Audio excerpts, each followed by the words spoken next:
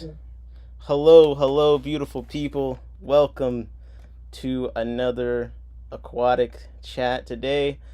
I am excited to be hanging with someone I've been wanting to talk to for a while. You guys see me spar back and forth with Mexicali, but man, this guy's been through it. I mean, how'd you survive this long talking to Mexicali I that like. much? How do I survive? What? Talking to Mexicali for this long, man. You still have ears? He hasn't talked them off? No, no, no. You know what though? Mexicali, I go to Mexicali a lot. He's like my how you call it?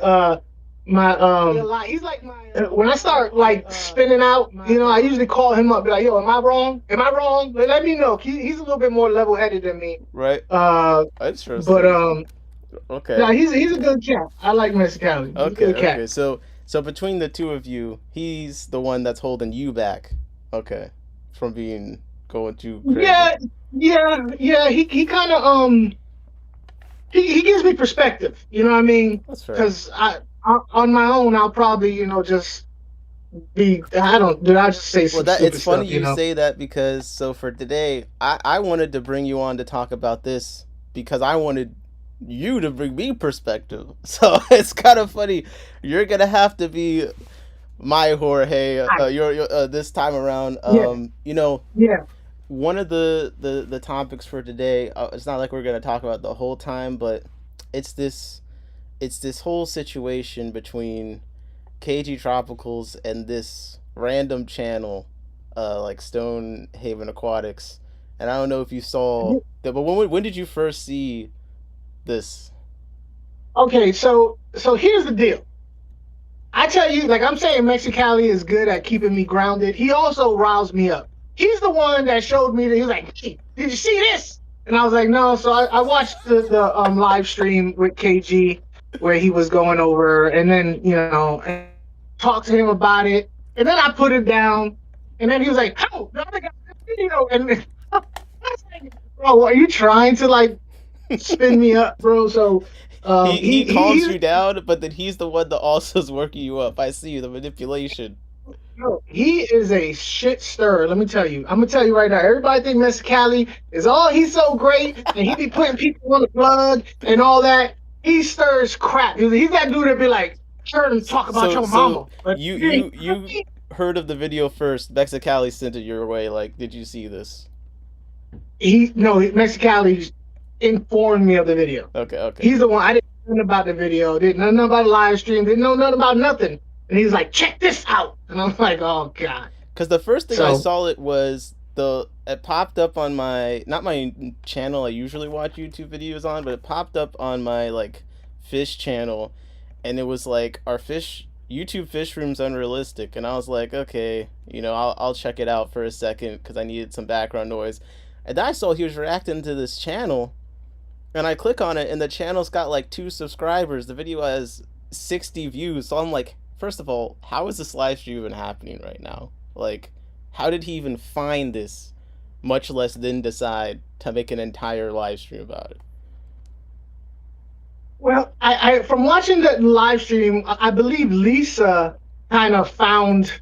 Hey, how you doing, Jody? I believe Lisa like came across it and was like, "Babe, check this out," and then that's where this whole started. You know what I mean? I did see that That she did have a comment on there that was like, yeah. "We're not all guys," because the person said guys or something like that a lot in the video. Um, Yeah, that's a habit. That's a habit. But that's just how people talk.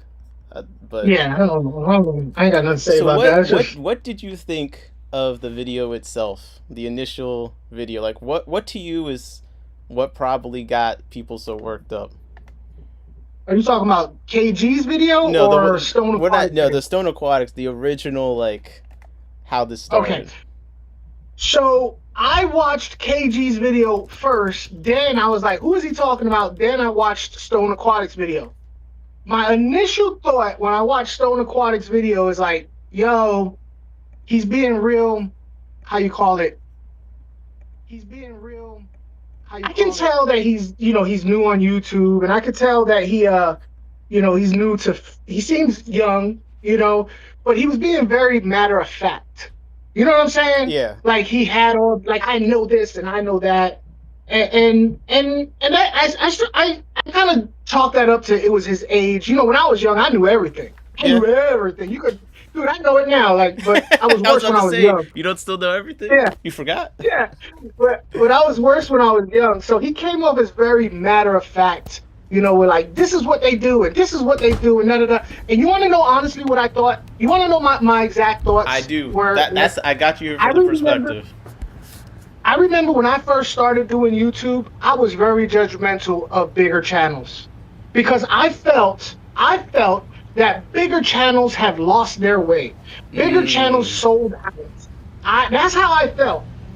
And smaller channels are pure. Smaller channels are more truthful. Smaller channels are more grounded and realistic. So wait, you don't And believe that? You don't think the smaller channels are pure? 'Cause I kind of do feel like big channels maybe lost their way. Some of them. so I feel like this could be there's an example of one. yeah. So this okay, so there's a whole lot in that. Okay. For me, like I've been 7 years. 7 years I've been doing this. And I have gained some perspective as I've been doing this and I've met other people in, who bigger channels. I've met a lot of little channels.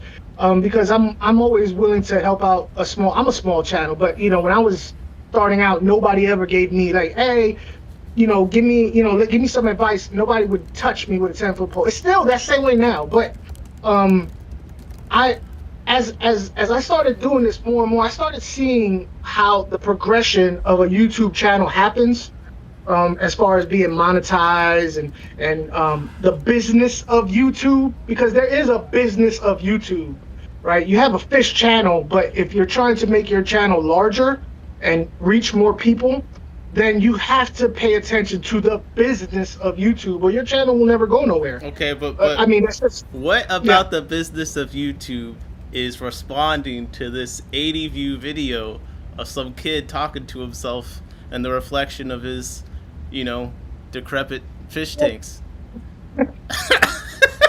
Sorry, we'll get to. Cause I want to get into his response video too, but let's. Sorry, continue. So he was kind of like going in at bigger channels. Now I know he made a comment on one of KG Tropical's things saying like, "Oh, I was a fan and I wasn't talking about you," type of thing. But in your video, you didn't say that, bro.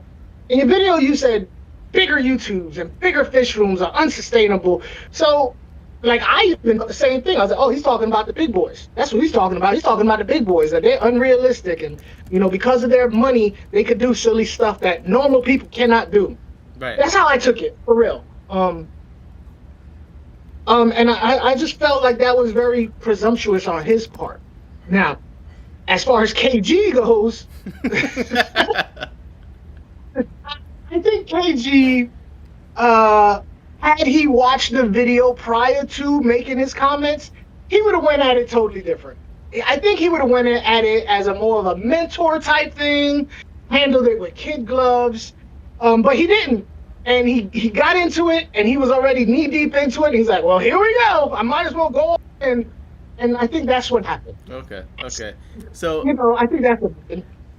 Because just for context for people that maybe haven't seen, I'm gonna pull up a clip real quick for both of us of the video in question that we're talking about. But I'll just say that my initial reaction to Stonehaven's video itself was first like, yeah, there's some silly stuff in there, like he's talking about $20,000 tanks or whatnot, and it's like, okay, come on. But the other reaction was just, I can't imagine if I had 500,000 subscribers that I would ever go live about just this video. Like, that was the part that drove me crazy. I mean, I was going back and forth with Skeptical Aquatics. I feel bad even saying his name. He's too much of a bum for me to beef with. He's got like the same amount of subscribers as me. I'm trying to fight with someone that's bigger. So why? I'm trying, bro. It don't work. It don't work. I'm like, why would you go down so low? You just gave a mega boost, the stimulus, the KG Tropical stimulus to his channel. Hey KG, hey, talk crap about my channel. I need a boost, brother. Yeah, Hit me please. up. Hey, you see the title of this Fine. video? I'm trying. I'm trying. Okay? Because spoiler alert, I don't even think that KG Tropicals is a cyberbully in this situation necessarily. You know, we'll have to get into that. Yeah. But I don't really Yeah. think that he is a bully. So let me pull up. I'm gonna share with you and the audience um, some of the video in question that we're talking about here. And talk about random topics. Today's video is a little controversial and a little weird, but I wanted to talk about why YouTuber fish rooms and fish tanks kind of suck. I've spent a lot of my life keeping fish, and before YouTube was even really around, I had fish tanks. Now that a whole fish community has spiked almost overnight on YouTube, and now there's so many people keeping fish on YouTube, I just thought I would talk about it. A lot of these YouTuber tanks are so unrealistic and so not reachable as a normal person. You know, they will have a fish tank that is worth $50,000 with fish in it that are probably worth $20,000. Okay, I'm just gonna start there because that's a minute in, and like, what is your feeling? Already a minute in. All right. So a minute in, automatically, fish tubers, fish rooms suck. That's the first thing I heard. Like, God damn, like they suck. And I just think he's very presumptuous. He's young, right? He's young. Now, I don't think he's had to deal with some of the things. Like one of the things he was talking about was like they can't have big tanks like that. Well, yeah, they can. They're grown adults and they have a job and they have to pay. You know, they have to pay bills. They have to save money and they put stuff on their credit cards. I don't think he's aware of that. You know what I mean? That's where the presumption comes in. Like that's impossible. How can you have a 300-gallon tank? True. That's a lie. That's a real point too. Like, that's assuming that everyone's being responsible. You know what I mean? But Yeah. does that Yeah. add to his point though that it's unrealistic? I don't know. But the thing is, would you throw around $50,000 tank? Like, bro, That's age. That's age. That's where his age comes in. And I don't feel bad about the kid. I don't want him to give up. I don't want the kid. Don't give up. Stone Aquatics. Keep on keeping on. But yeah, there's a whole lot that goes behind. You know, especially a YouTuber that's been around for 11 years, like KG or more. I don't remember how many, but you know, there's been a lot of ups and downs, a lot of struggles. I don't think he knows that KG Tropical had a business and it went under. You know what I'm saying? It's not like he just started this overnight and used his credit card and you know showed everybody how much of a good fish keeper was. Now, let me say this. I am not rah-rahing cheerleading for KG Tropicals. Okay. I am not. He can do his own. I was about to say, hey, I thought I was gonna have to play KG Tropical's defense because we can't have two people bashing him. But okay, what do you have to say on the front? So listen. He can handle his own business. What I have a problem with, and I have a problem with the people who actually went, and I have this problem with Father Fish's supporters, and I have this problem with Corey supporters, any big fish tube supporters that take it upon themselves to do some silly stuff like go over to a kid's channel and rip them. That's not KG's fault. Those people are grown adults. They made that decision on their own. But yeah, they're like KG did this and KG did that. Yeah. But that's taking the blame away from the people who actually did the deed. You know what I'm saying? Yeah. So that's why I have a problem. I didn't see anything. I didn't watch the entire KG live stream, but I never heard him say like, "Yo, this guy is the worst. Everyone go like leave a comment on the video." Like I never saw that personally. Yeah. I mean. Yeah, he didn't. I didn't hear it either. So I didn't hear it either. The thing is, and this is more my thing with the video that's kind of funny is like, and I'm only gonna play this because it kind of gets into later on in the response video because he has since made a response to KG's stream. But it's just look at the tanks in this video in question, as he's critiquing other people. And they just post a video like nothing, and to them it really doesn't mean anything.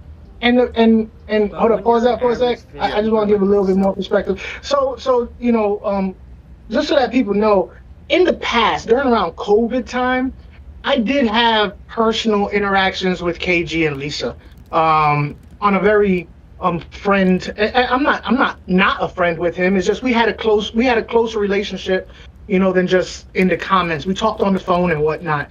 So I have a little idea of the type of person KG is. John and Lisa's very she's very she had a problem, in my opinion, and I'm not talking for her, this is just my assumption, right, that initially she had a problem with that clown knife. As soon as I saw the clown knife, I was like, oh yeah, she's mad because it's in a small tank. So I think that's the start. Okay. No, that's a good point for the perspective, because that is going to come into what he talks about in his response. But here we go. And you watch these videos. And this hexagon tank, I need everyone to take a look at this hexagon, and just remember it is next to a big tank. So while it is this column tank, it is a larger tank, but still, just look at the stocking in it, because we're gonna discuss that coming up. It really just turns me off the fish keeping and the whole internet thing, because the whole point is them just making a video about getting the views, and then that's pretty much it from there. They're making a super crazy clickable. So, what do you think, Funk, about a video and thumbnail? He at some point he lists. I've been watching aquarium co-op my whole life, so I know how to take care of fish, kind of thing. And I just want to know, am I being crazy to think that like aquarium co-op is not approving of this column tank? Like, I don't care if it's 300 gallons and we just can't tell. Like, this kind of looks crazy. All right, so I've never been one to. Oh snap! Hold on, wait. I did something wrong. Am I still here? Yeah. Yeah, you good. Okay. So I've never been one to bash people over their tanks and not like that. But a hexagon tank, I will say, looks pretty severely stocked, which I don't think anybody would have a problem with until he started talking about other people's tanks. Exactly. If I was making this video, this is the last take that I'd put on this, because it's not about biological filtration. It's about how many fish are here with zero places to go if there's a dispute. Yeah. And like I said, if I was watching this video for the first time without the title, if I was just looking at the video without words, I'd be like, oh, that tank looks like serious. But it is what it is. That's his tank. I'm not gonna say nothing. You do you, boo boo. Exactly.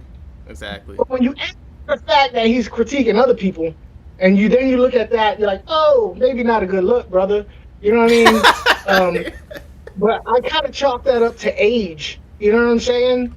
I'm chalking a lot of what he did up to his age. Right. You feel me? Let me see. Let me skip.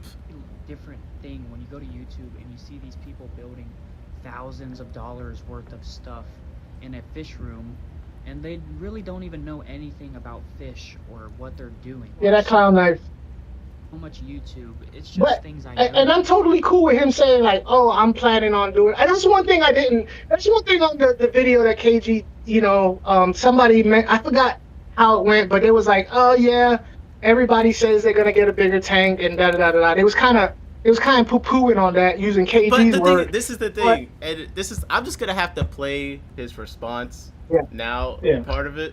Because the thing in his response, that he makes a claim that I find impossible to believe about that tank in particular. Okay, 1 second. I know exactly where it is. In front of everyone. Hold up. And right here.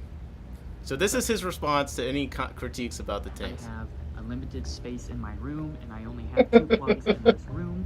There's 1 plug right there, and then there's another plug on this side. I've done videos about overstocking your fish tank. I'm not getting no audio on my side, but okay, let me make sure that I shared my screen properly. Make selection. Alright, you should be hearing it. Proper filtration. I've done videos about hacks for fish rooms, hacks for filtration. I've done so many videos. I mean, if it's a big deal, just go ahead and give me a recap of what it was said, you know? I'm cool with that. You got it. I posted a video with the word YouTuber in the title.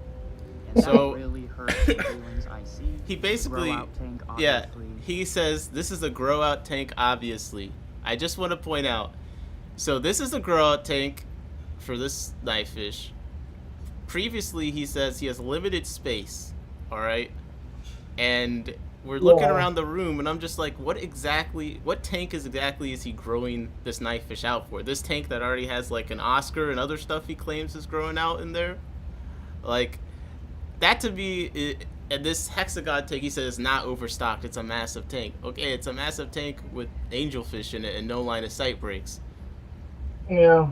You know? Yeah. I wonder what size gallon that is. It's got to be pretty big because it's as tall as like that 75 or whatever that's next to it. So I'm not doubting it's a larger tank. Are you still getting no audio from my screen share?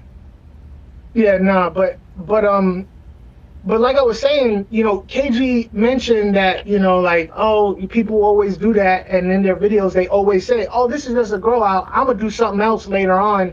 And the truth of the matter is, I mean, now, whether the kid is gonna do it or not, I don't know. He might do it in a family room or he got a playroom, I don't know. Right. But in my experience, and I think KG's experience also, granted, I'm not talking for him, I'm just saying, a lot of people say that on their videos and never do it. Right. So he was kind of like, yeah, I don't know about that one, but... No, 100%.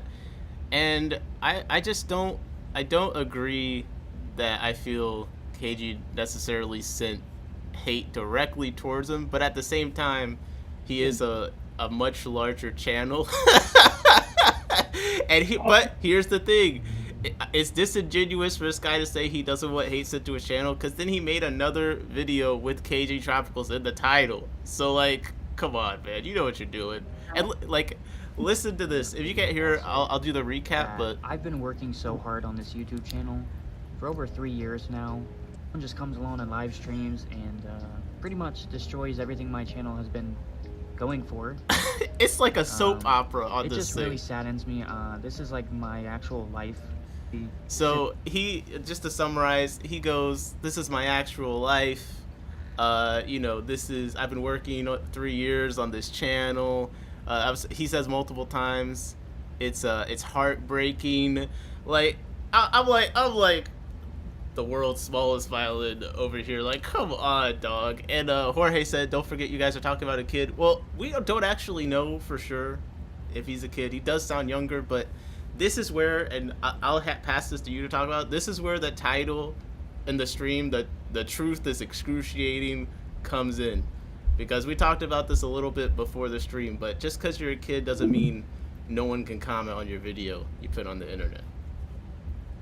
Yeah, I actually, okay, so I'm pushing 50. So the idea of us talking about a kid, and I talked to George about this too. I think George is saying that so that we can go ahead and bring that issue up. So first of all, let me say, everybody talking about squirrels out there, yeah, it's all fun and games till a squirrel runs up your leg and bites you in your walnuts. I'm just letting y'all know that. Everybody makes fun of me because of squirrels. I'm serious about squirrels. They don't play. Right. They're evil devil rats. Okay. I'm just saying. Okay. So as far as his age goes, okay, if you put yourself on a public platform, regardless of who you are, you know, I mean, I've seen a lot of people use different. This one dude act like it was okay for him to be an a-hole because he had autism, and to which my point was like, bro, I think you just an a-hole that just happens to have autism. But if you put yourself on a public platform, then you have to be okay with having people critique you publicly. I do videos. I mean, yo, like my video, you know, hit subscribe, leave a comment. And most people think that they only gonna get the good stuff. I'm gonna get a thumbs up. I'm gonna get an attaboy comment. I'm gonna get a share this video because it's the greatest video around. But the truth is that you have to take the good with the bad. This is not the end of the world. And as far as this kid goes, bro, you done hit a jackpot. You should go play some numbers because you have a lot of traction coming to your channel, and you can use that traction to your benefit. You know what I mean? But as far as his age goes, he seemed pretty aware of what he was saying. He seemed, while I don't agree with his views on stuff. Bob Bravo said in the chat that apparently in the video he said he's been fish keeping for 20 years. So still young, but I would say out of the kid, he's within it. I heard 3. We could critique him a little bit more. He's out of the yeah, I heard 3 years. I heard 3 years personally. Okay, 3 years. But what I was saying is, I don't forgot what the hell I was saying. I was saying something though. No, you're talking about how. Let's see. Oh yeah, I remember. Yeah. So his age, he had his views. While I didn't agree with them, they seemed pretty well formed. He seemed like he knew what he was talking about. So I don't think he's a child. You know what I mean? Older teen. He did say he came home from work. Yeah, he could be 20. On his second video. He could be like 20 easily, you know? I don't know. Either way, if we put ourselves out here on a public platform and ask for judgment, it can't be only good judgment. You have to expect negative judgment to come with that. That's just a learning thing that honestly, if he learned that now, moving forward, he'd be a better YouTuber for it. If he could just ignore it, and I think he might. Look, I said when I commented on last, like, go ahead, make a video addressing it. Like, milk this for all it's worth, man. It's free advertising, and I don't know if how much KG Tropicals can help himself. And just to give the kid or young adult a break. Let's talk about the adult in the room again, KG Tropicals. Where? Okay. Oh, okay. Yeah. Let's talk about, and this is an interesting thing that does not happen all the time, but like, there's been some very unkind comments in the chat already about opinions on KG as a YouTuber in person. So I didn't read those just because I was like, okay, we're gonna talk about it in general. So but like, it's already someone who seems to be teetering on the edge of being kind of controversial themselves, just as an individual.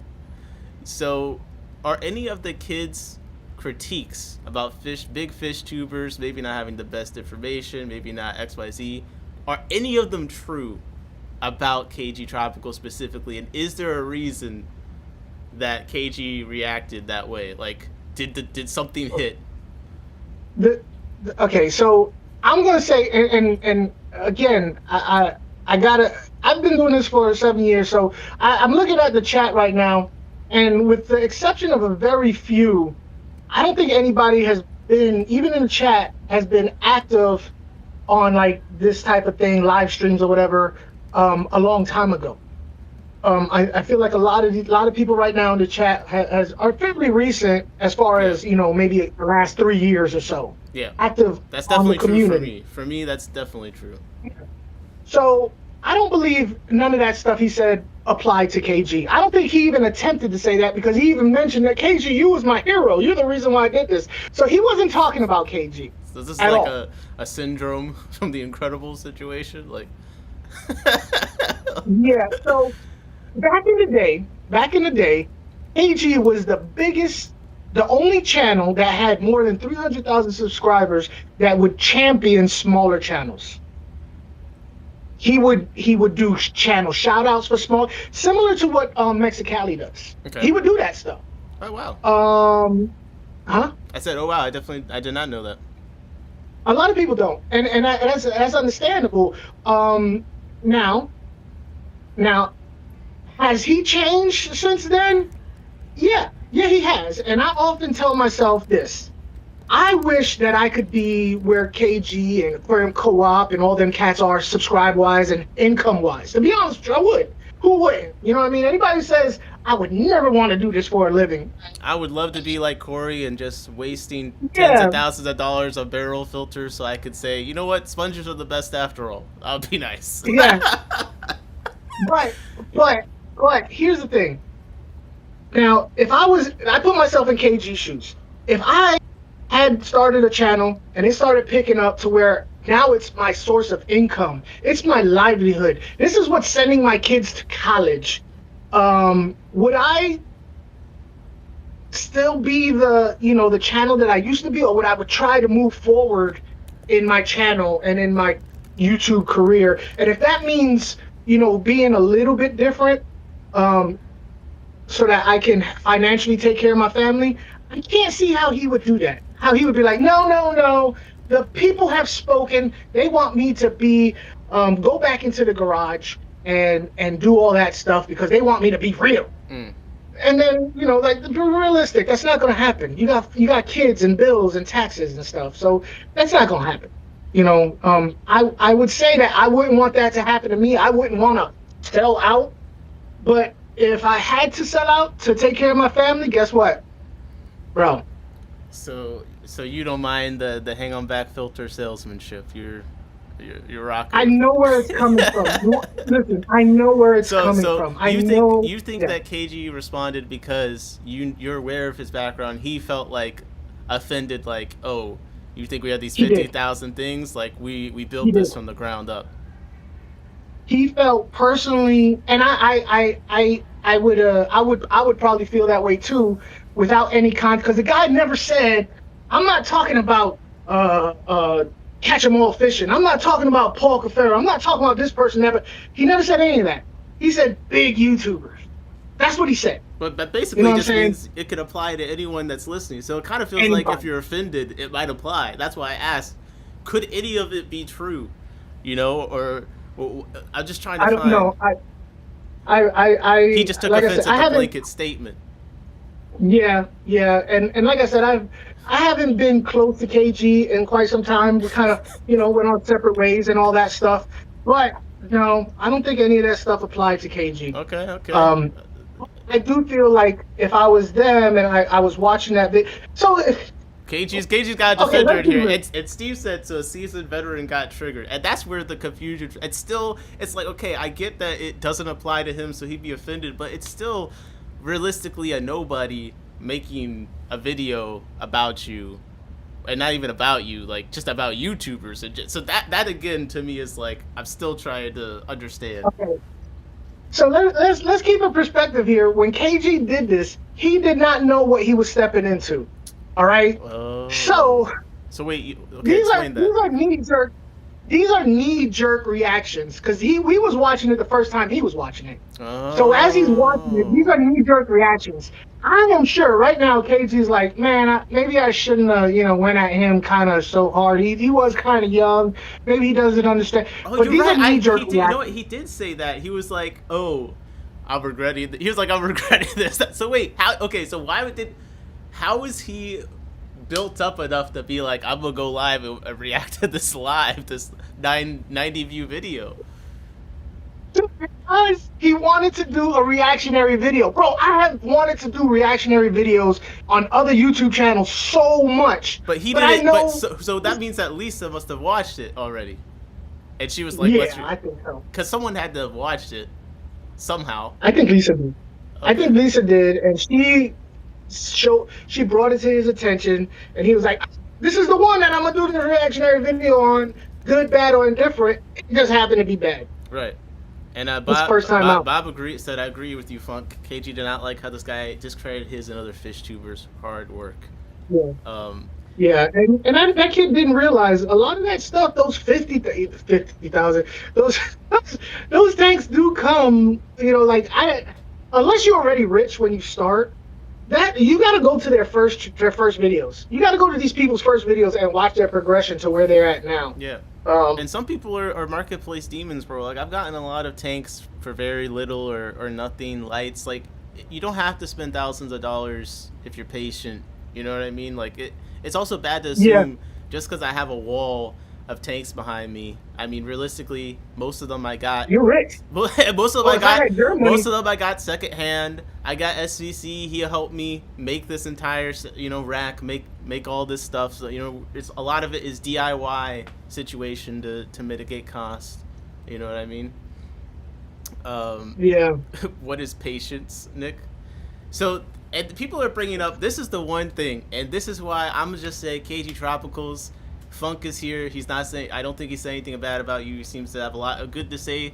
So if anything bad about you comes No, I'm out, talking crap. Can't no, you talk about me? no, I'm just saying. Please. I'm just saying. Look, I'll take. But KG Tropicals, I'm gonna address the topic live while the people are here. While you want to do the stream out to the guy, I'm gonna bring the topic up live, and it's what is going on with you and your wife, Mike, bro.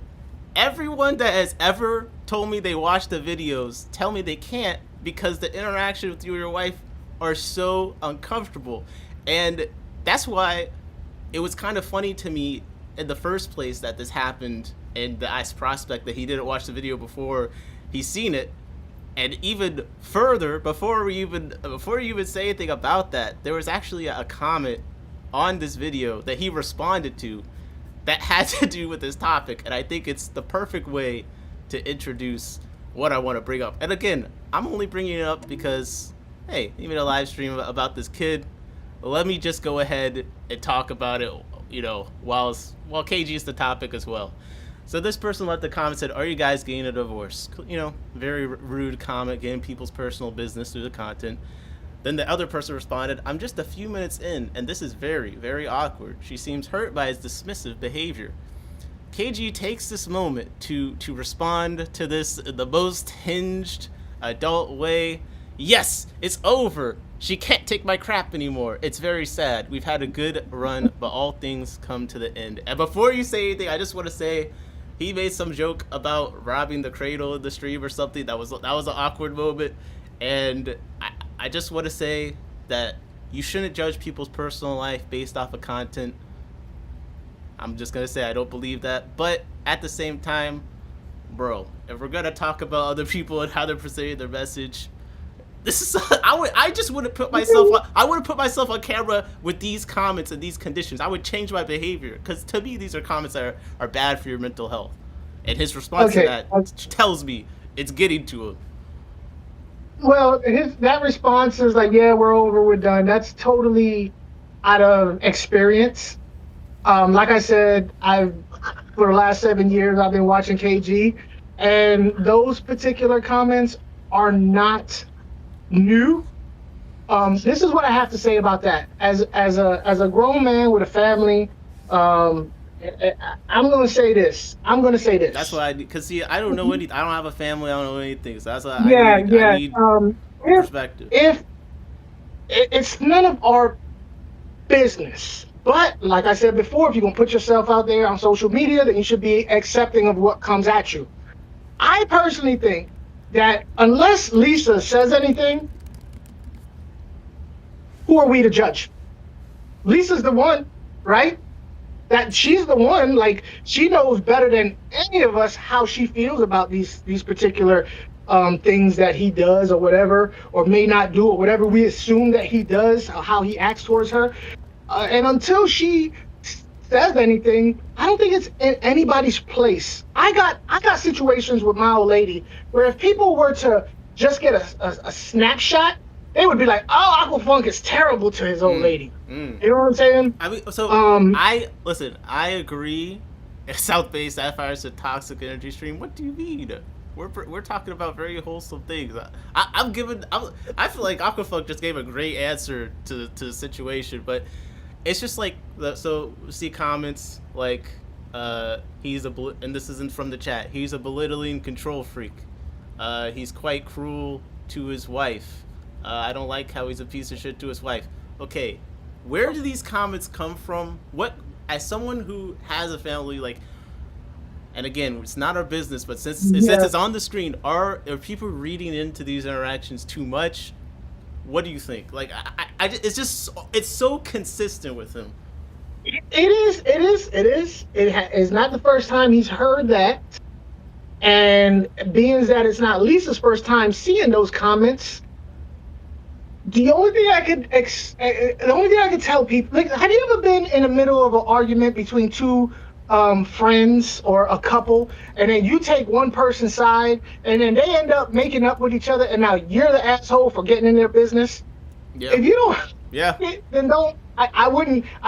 If you really felt that way about John and how he does that to Lisa or whatever, then I would suggest to not subscribe to his channel and don't watch any of their content. Don't support that. You protest by not feeding the beast. But again, unless Lisa says anything, how she may really enjoy. That may be how she was brought up, and that's how she wants her man to be. Some people are like that. Some people want to be like that. We don't know because we are not Lisa, so we have no room to talk. But it's public. They put themselves out there.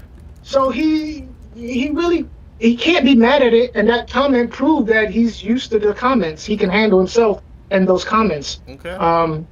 That's my personal view. That's a good. I respect. Yeah. I respect that response. I think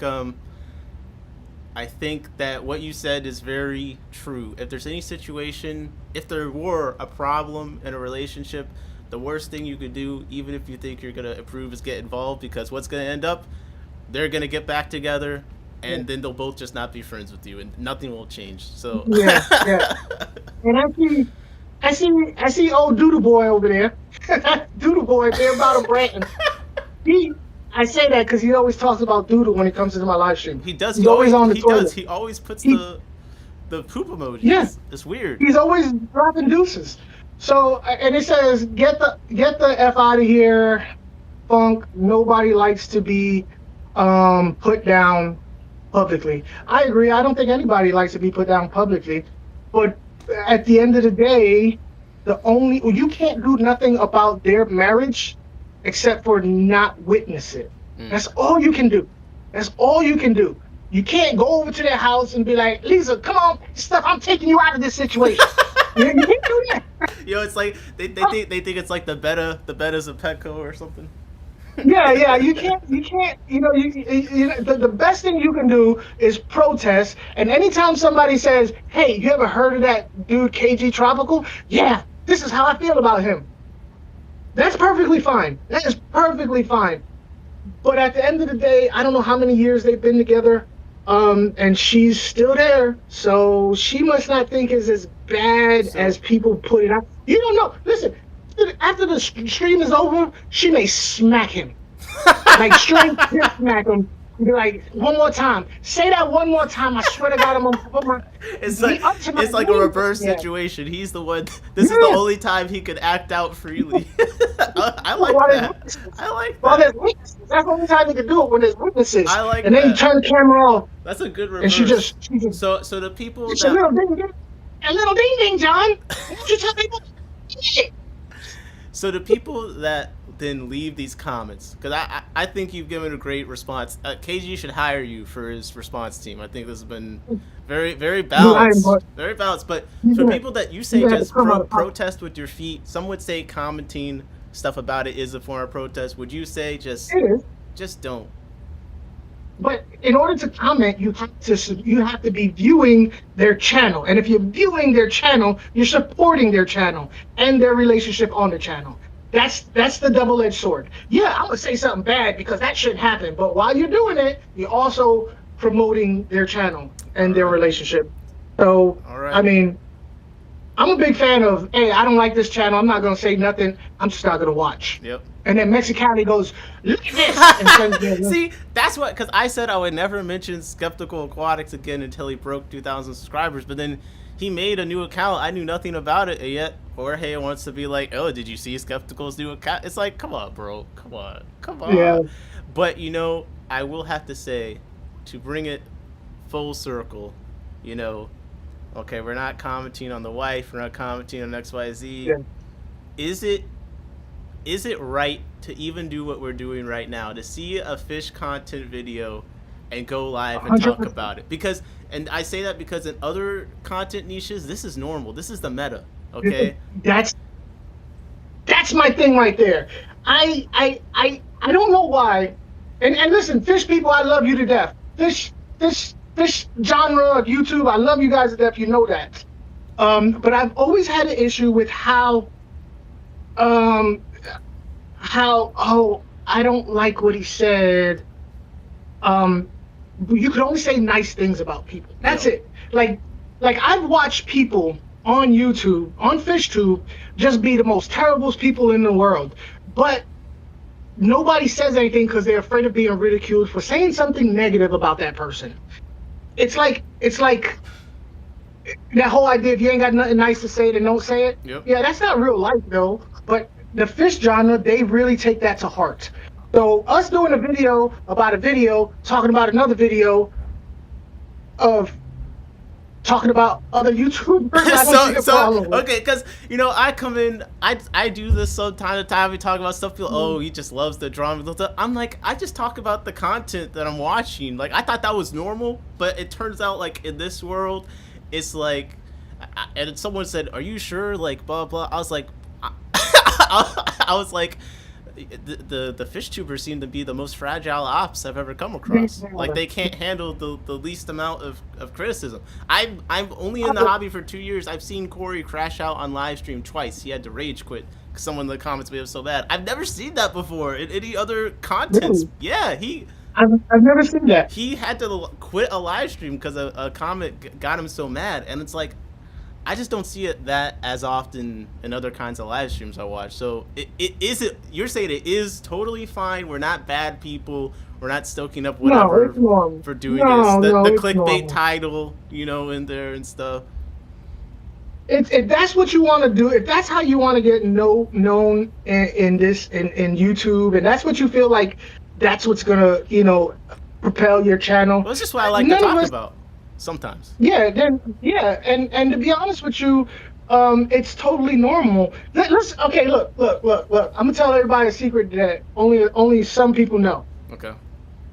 Us live streamers, us fish people, we got each other's phone numbers, and let me tell you, we talk crap about 75% of y'all.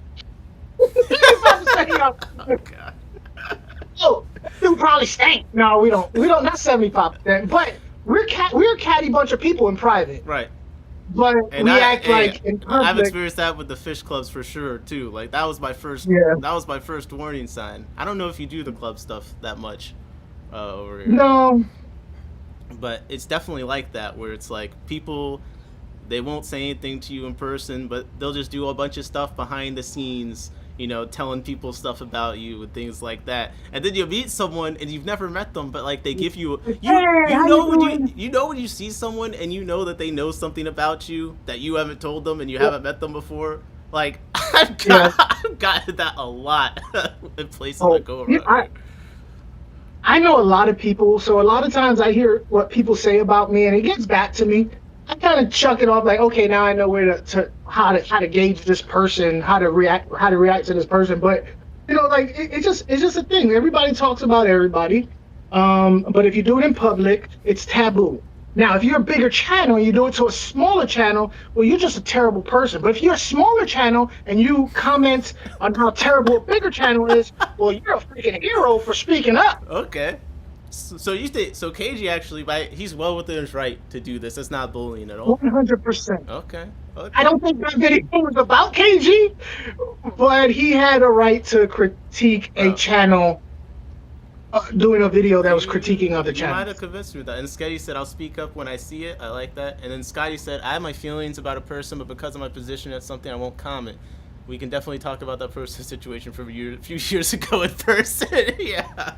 I respect that too. Some people, they do have a place where, like, even myself, like, I'm not going to change that much, but I'm president of a fish club now, technically. So maybe there's something. Congratulations. Thank you. Maybe there's some things I wouldn't necessarily say if it's going to impact my club. Now, I happen to operate in a way where I don't really think there's much I could say that would negatively affect my club. That's just me. But, that is a consideration. I do wish that people were more open about how they felt about things. And maybe more people would like each other after they squash the beef, Yeah, But yeah. If it was, yeah, maybe it wouldn't be so much animosity. You know, maybe some of the rats, because there are some really terrible people in the fish community that people just are so nice that they just let it happen. okay, who are They they? just let it happen, Who's a and they're out who's a there. terrible person? They haven't came at me, so I'm not gonna come at them.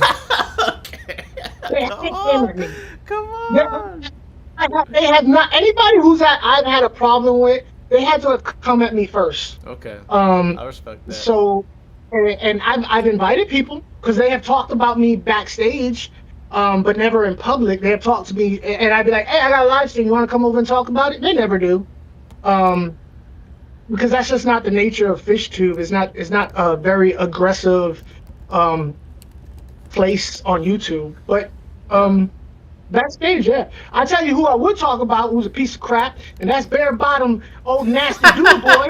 Oh, gotta. Hey, I hope your booty hole fall out. Hey, yo, Okay, I'll tell you pause. right now, babe. Just falls out on the ground, down past your pants leg, while you're working or at Walmart. Bro, that doo-doo boy is crazy.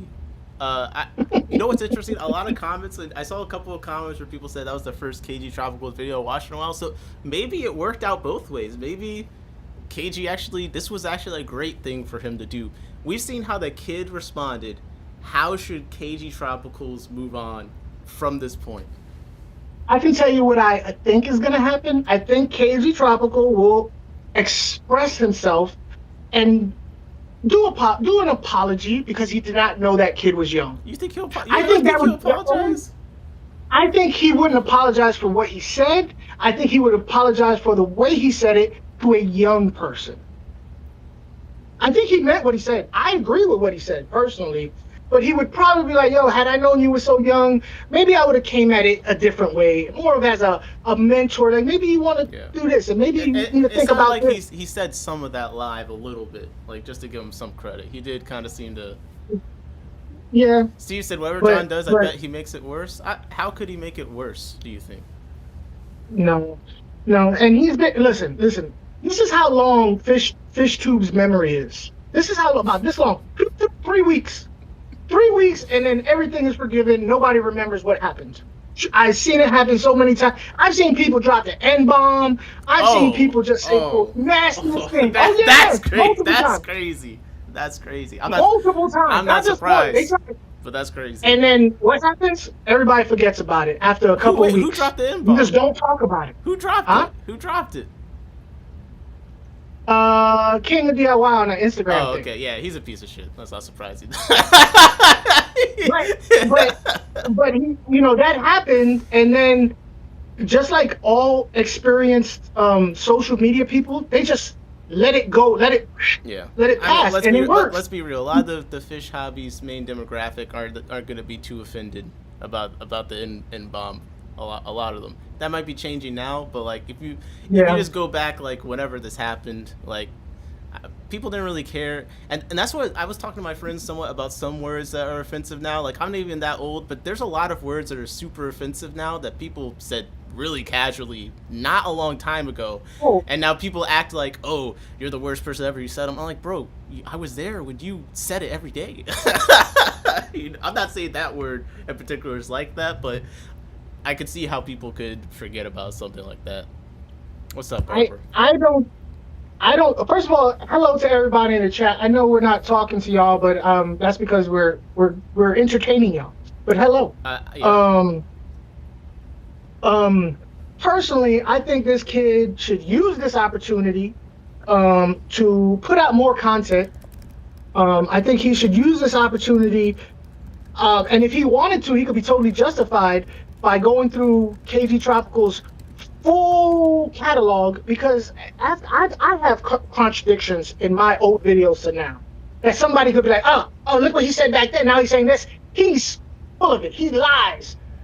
Bro, go do it and make some content for yourself. You have that okay because KG mentioned your name, so now you get a free pass, brother.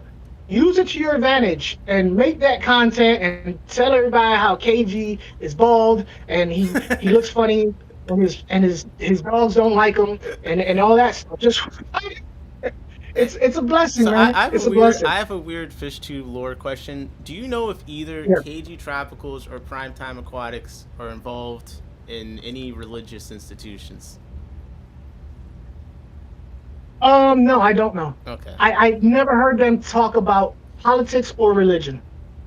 KG Tropicals is Personally, no. definitely he's hinted at some political things. It's some it's some video. Now, don't get me wrong. Look, I could look at KG Tropicals and be like, oh yeah, I know where you land. Well, I asked Because he looks like a, so sorry. he used to be I didn't mean to interrupt, but I asked because Jody said something about, or I think it was Jody said in the chat how I have an abusive father, so I can recognize some behaviors. Some Yeah. things about them, and again, I actually really like Primetime Aquatics. He hasn't done anything distasteful to me. I only kind of look at him sideways, and again, it's my personal opinion. I wouldn't do a podcast with someone that has the outward appearance and interactions that KG Tropicals has. And again, I don't know him as an individual, but I personally wouldn't do a podcast with someone that's kind of having those kind of interactions I don't agree with. So I grew up in a super religious environment. And they, especially his interactions with his wife, remind me a lot of interactions I would see in those spaces. That's why I asked. Jody made me think of that. That's your fault. as far as prime time goes, I don't think I could have a personal friendship with Prime Time because his beard intimidates me. No grown man has such a manicured beard. I'm sorry. He It does. intimidates me. He does. His beard, and his beard is actually immaculate. It is, and It's definitely something to be photographed and put like food like on Instagram. well, like you know why? You know he's into Harley Davidson and stuff, so I'm sure he's got to be on point with the beard when he goes to the meetups and stuff. Like you can imagine that he would, if he had a bad beard, he'd stand out on the Harley Davidson. Here's the thing: he opens his mouth and he's so soft spoken. Like he's all like, you look at him, you think, oh, he's definitely gonna steal my virtue. But and then he opens his mouth and he's such a nice guy, and it's like, oh, they don't interact. And the whole time I just be like, that's why I said it's an interesting pairing because they are very much opposites of each other. Like Primetime seems very nice, and maybe that's why the combination works well. I think. Primetime has really he's been spitting on some stuff he said, like the filtration thing. That's why I was watching the video anyway, because he's had a few rants recently. I don't know if he's had a change. It just seems like he's really not holding things back, and I'm like, yo, this guy, I'm with what he's putting out there right now. Bro, if you want to see some, like, to this day, Primetime, he has this video, and he breaks down the nitrogen cycle, college level, and it makes me feel like I should just quit fish keeping. Like, I'm like, yo, like, I don't understand. That's way too many things. You need to break down a little bit. You know, you need to dumb it up a little bit for me. And I know the nitrogen cycle, but he made me feel like I never knew nothing. But he's a cool cat with a lot of things. To give you guys maybe, and and the only reason why I'm repeating this is because he's mentioned it. And maybe some of you guys don't know. A lot of that vibe, a lot of that energy that KG Tropical puts out is real cop vibe. And that's because he used to be a cop. And I'm like, yeah, I definitely get it. And I think that cop vibe also kind of comes off as cold around the edges or maybe a little bit prickish because it is. But he's always been nice to me speaking. I did not know that, but that does make sense. That he fits the profile. But he has a lot of cop energy. He definitely does. Now everybody keeps, they keep bringing up him and his wife. That's none of my business. Plain and simple. Gotcha. So I can't bring out. Yeah. Capitol Police Officer Schnitzel says, well, and I'm just gonna say, not to drag it, and again, I don't mean anything personal against these guys. This is just content commentary. Although that's an easy disclaimer to say. But at each other. We bring up KG Tropicals. Everyone kind of has the same thing to say. Blah blah. We bring up Primetime, and it really is like night and day. Everyone's like, "Oh, I met him. He was so nice. He was like incredible. Oh, he saved my dog." Snitchell said, "Primetime Aquatics is a professor, which heavily hints towards his views."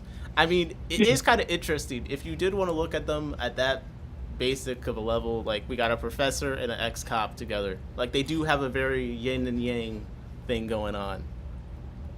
Now, let me bring this up. We've already mentioned that, like I've mentioned that KG Tropicals is nicer than he comes off on video. Okay, that's good, Yeah. and that's good. I'm glad you're here to like. You've done a great job of providing like perspective of the Yeah. other way. Now, imagine this. Imagine the flip side. Primetime turns the camera off, and he just starts cussing and beating dogs and stuff. You know what I mean? Like that's the flip side. Like He's he the comes off evil as professor. kind of- He's failing all of his students out of spite. These people think I'm all that. They stupid. They just stupid. And he's like, they just dumb. Right. I hate all of them. Right. No. He's stroking his beard. That's funny. He's in the Harley Davidson like gang. He turns off the stream. He goes off, just goes to rob people. He's on the FBI's most wanted list. He's on the gang transport list. This is crazy.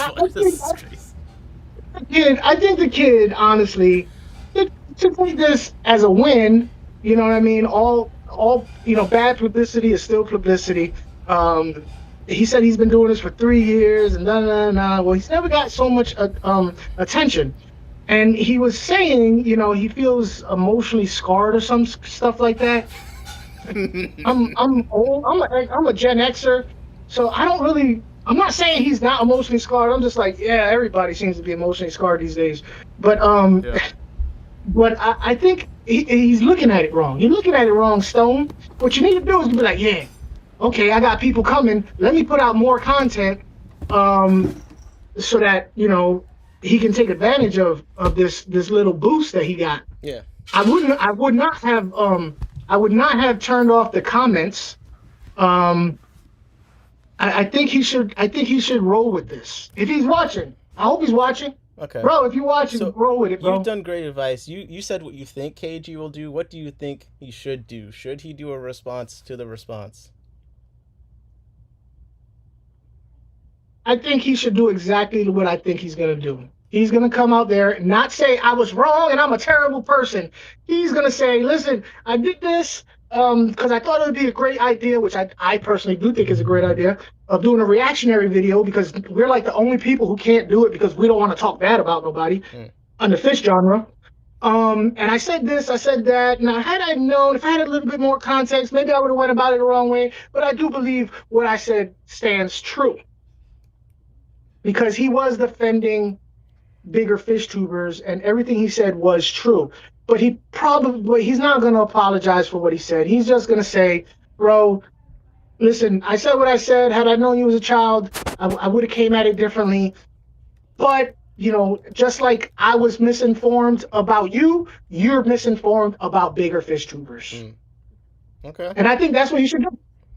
Well, damn, man, I feel like we solved the whole situation here. I think they should hop on stream together. I actually commented. I was like, Stonehaven, you should come talk about, the topic on stream. I thought that would be great. He said, I had no interest in talking, and then he locked his comments. So I think that would be great for them to go on live and talk together. That would be content. That's content right there. And I wouldn't put it past him to actually do that and show where, okay, well, let's talk about your tanks and talk about us as a big fish tuber and you as a small fish tuber. I wouldn't put that past him.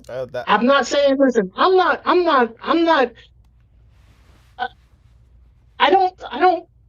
over here cheerleading for KG. I just see his side of it. Yeah. And when I was the Stone Aquatics, I see his side because I was a new YouTuber and I used to think all YouTubers, big YouTubers, didn't deserve what they had. You know what I mean? That's how I felt.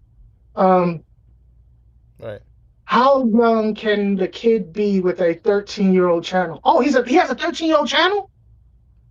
I don't know. That's what. In the event he's not a kid, though, I don't even think the commentary responds too much because, let's be real, under 1,000 subscribers, he may as well be KG Tropical's son. Okay, the power dynamic is the same as if he was a kid, even if he was like 30 years old. Yeah. But I don't like this kid's new video blaming KG Tropical, and saying KG tropical tore my life up, bro. Like It was too you much. He can't blame said other people. it's heartbreaking. This is my real life. I put my heart and soul editing these videos. I'm like, listen, editing videos it is a lot of work. Um, but come on, man, come on. Yeah, you can't hold other people responsible um for reacting to your reaction of other people. Like it's just a weird dynamic that it's a weird argument Mm, that he's making, and it's an argument that I've seen a lot of young people make. Um, like why you talk bad about me? That's not right. right. You know, that's gonna happen. That's gonna happen in your life, bro. You're gonna have to learn how to deal with that. In real life, IRL, you're gonna have to deal with it, just like on YouTube. Definitely. What? So let's just say I feel like. What do you think is the takeaway from this? Like, for everyone going forward, like, is responding now to different fish videos, is that, you think that's about to just start going crazy? Everyone's gonna be making I videos hope about so. each other, I hope so. I hope so. or you I hope? would love to do because listen, I think TV should continue to do this, but not only do bad reactionary, do good reactionary, mix it in, whatever. In fact, I personally like the fact that he didn't watch the video until it popped up. Really? Whoever picks the video needs, yeah, I do, because I feel like it's his first initial reaction is the most pure reaction. I do personally.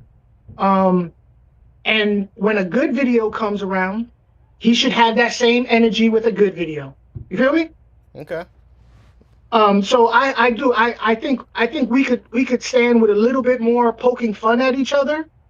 Um, I don't mind if somebody were to poke fun of me or critique my videos because I put it out there. True. Whatever. Hey, look, I'm glad you watched it, and if you don't like it, you kiss my natural brown butt. But I'm gonna continue to make videos. You know what I'm saying? 100%. I, I would enjoy if he continued that. To be honest with you, I don't really watch a whole lot of KG these days because it's a matter of like it's a relativity. Like his channel doesn't relate to the way I could keep fish, but if he were to do that, because I am a confrontation person by nature, I would watch those.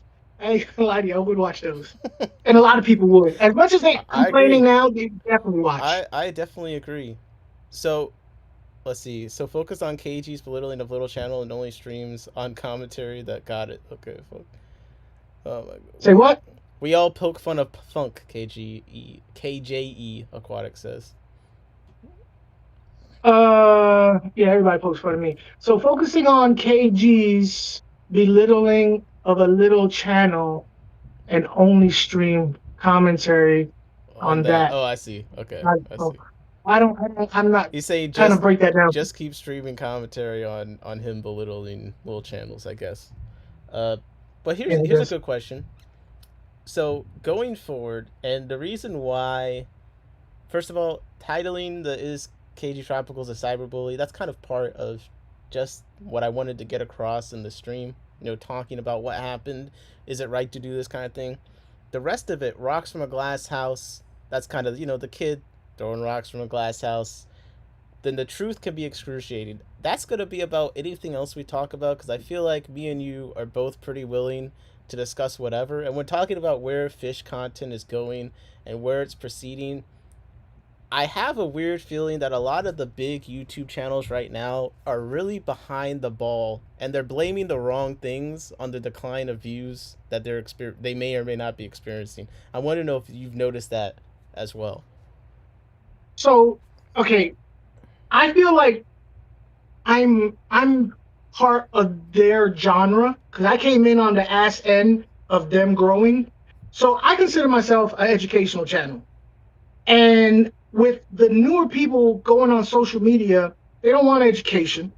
They want entertainment. They want drama. They want all that stuff. So the bigger channels, I do feel they're crunched. Like, oh, what am I going to do? Do I have to step down and act like a 21-year-old to make it in this thing?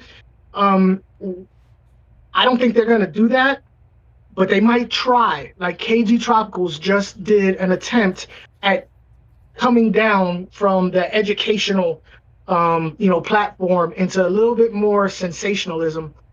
I do believe that maybe the bigger channels may not come down to that level, but smaller channels moving forward are definitely going to um, be doing that more.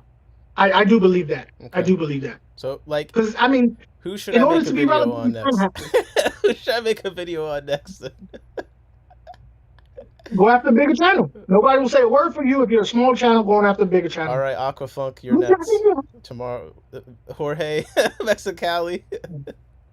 I just shoot higher than that, I guess. I don't know. I feel like, so for instance, I was listening to Corey from Aquarium Co-op was talking. He's like, long form is out, the meta is shorts and all this stuff. And I'm just sitting here and I'm just like, man, I feel like these people are really lost because like long form content is actually like really big right now on YouTube. Like, go for it. I saw you So put your like hand you're up. saying, no, like you're saying, you're 100% correct. Me and Mexicali actually will watch videos on how to be a better YouTuber because I do want my channel to grow. I do, and some people might be like, you want your channel to grow, you should just love doing videos on fish, even if nobody watches it. But so I do, and yeah, long form content is coming back. Um, it is, it is. So I don't know whether like why did these channels with all these resources and stuff, why do they think that they gotta be paying someone to make 2 shorts a week or something like that, and then they're getting these, why are their videos not doing as well to the point where they feel like that's the reason? well, it's for two reasons. One is there's a lot more players on the field sucking up all the air out the room. That's one. And the other one is the amount of ad revenue they was getting back in the day with the current financial situation in this country, they're not getting the same ad revenue. So they need to step their game up. You know what I mean? Now they've created this entire world around their ad revenue from when it was really, really good. And now when it's not so good, they're like, we need to do something to, step it up. Really? Those are the two things I Is could, the ad yeah. revenue decline that big? Maybe to me, where I only pay a couple bills with my ad revenue, I don't really see it that much. But if I had an entire life surrounded around that, yeah, I would notice every penny. You know what I mean?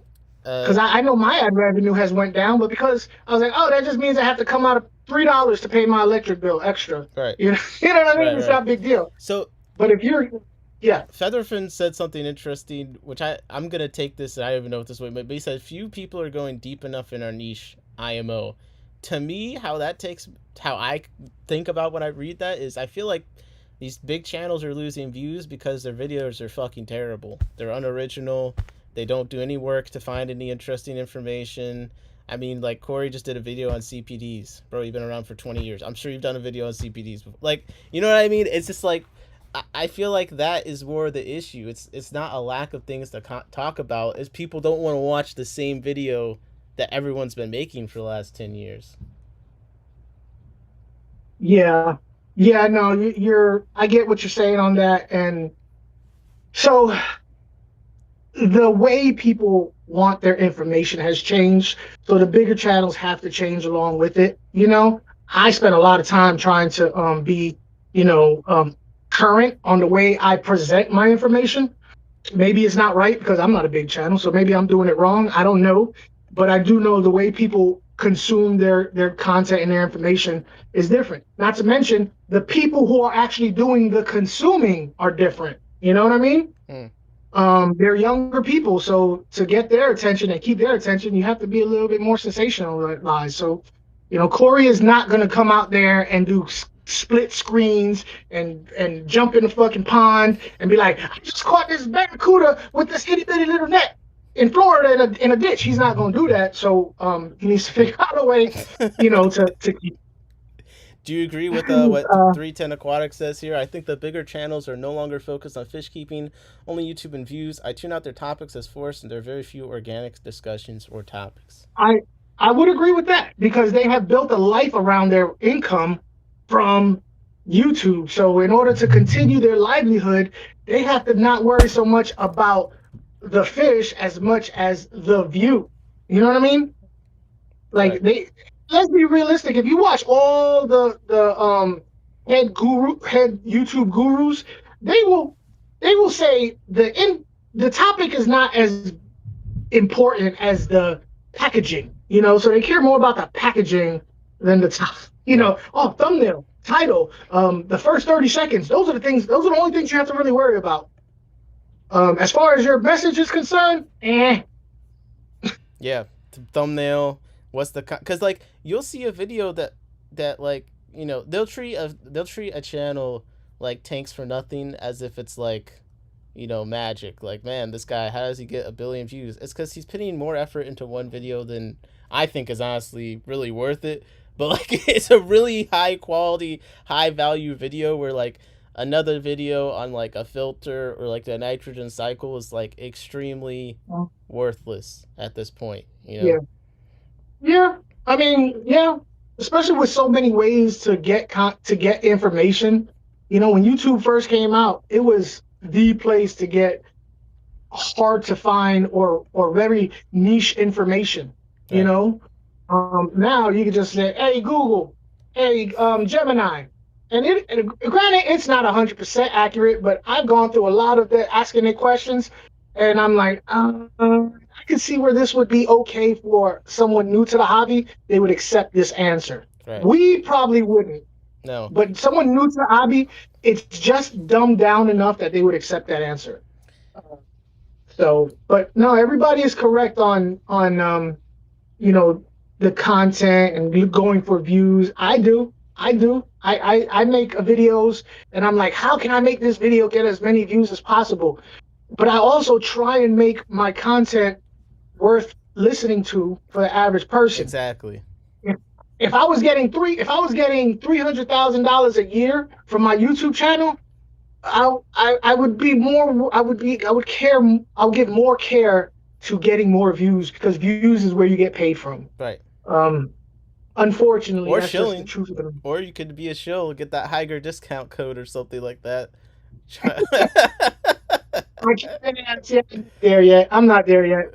I've had I'll do so far. I've only done one that I promote, and that's Aka, AQQA. And the only reason why is because their prices are really low, and I think their product is decent. Okay. And that's the only reason why. Now, if they start raising their prices, I'm like, bro, you like everybody else, so nah, I ain't messing with you. But for my viewers who are broke, I feel like that is a decent. You just can't call your viewers broke. That's why listen. So I consider my viewers broke because No. if they're watching me, You it's said, because hey, I you guys are watching me. me. You must be some bums. You need to make better choices if you're watching me. But no, if they're watching me, then I assume that I relate to them. And if I relate to them, Okay. they're probably in the same financial bracket that I'm in. I get where he's coming from because that's where I'm at. No, And that's what I make videos for, people who are where I'm at. I feel like one thing that Barbara said here, she said Corey stays in the beginner realm, and I think that's fine. It's just not what I watch much anymore.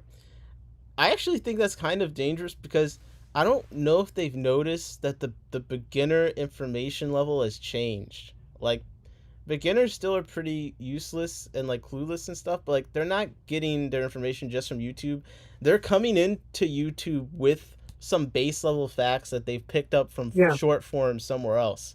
So like, you're not gonna get the same response making the same beginner videos because people, it's not like they're not still beginners, but they're getting started in other places and then coming to YouTube, I feel like.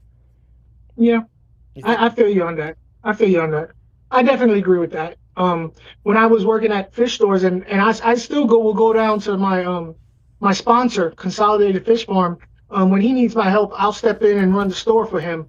I do it on Fridays. And the things that I hear people say, they're like, yeah, I just started out and I want to do this, but with the nitrogen cycle, I was like, oh, so you know this, that, and the other. How long you been keeping fish? Oh, I'm just starting out.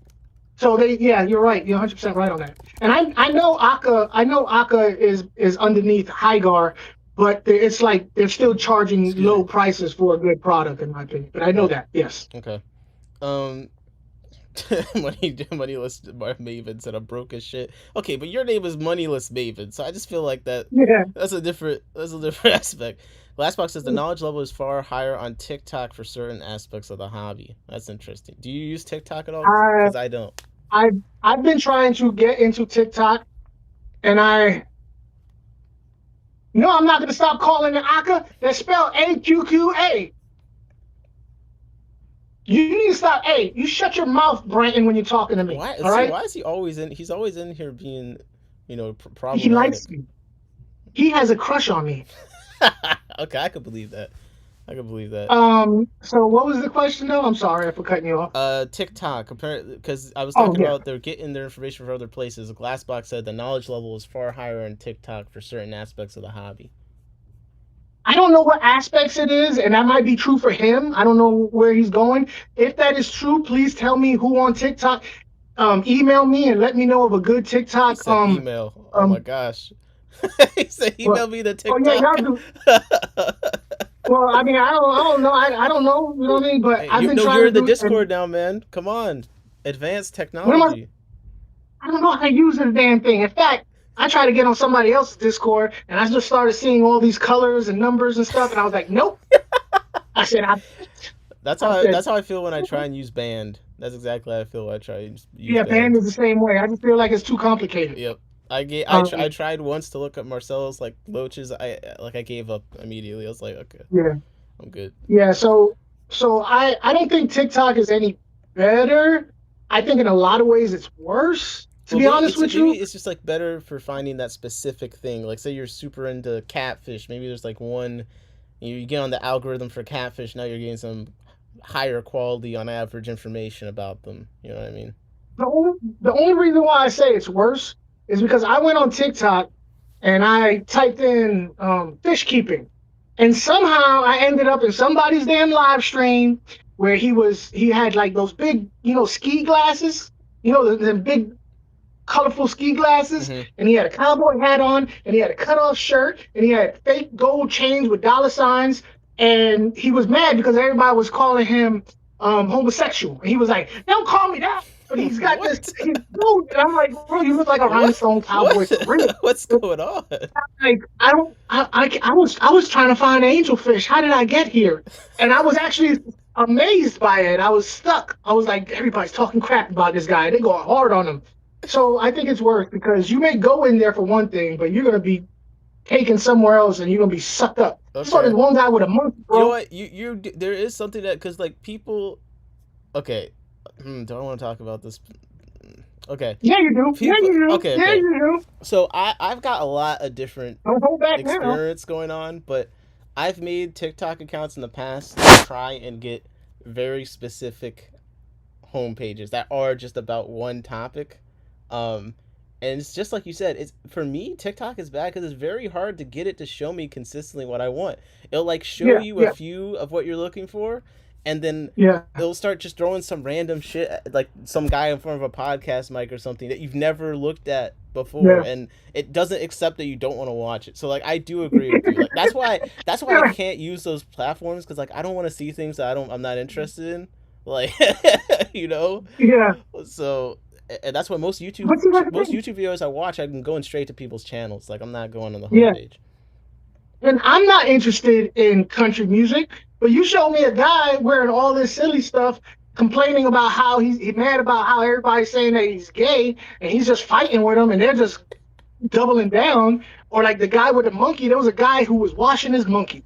Right. He was giving his monkey a What bath, the hell? and he had like 5,000. He had a monkey, and he had like 5,000 people in his chat. They were all females going, "Oh, you're so sweet." And I was like, bro, you just hit the single man jackpot. If I ever leave my girl, I'm getting me a freaking monkey and going on TikTok. That sounds And terrible. he even had like just to pull honeys off of TikTok.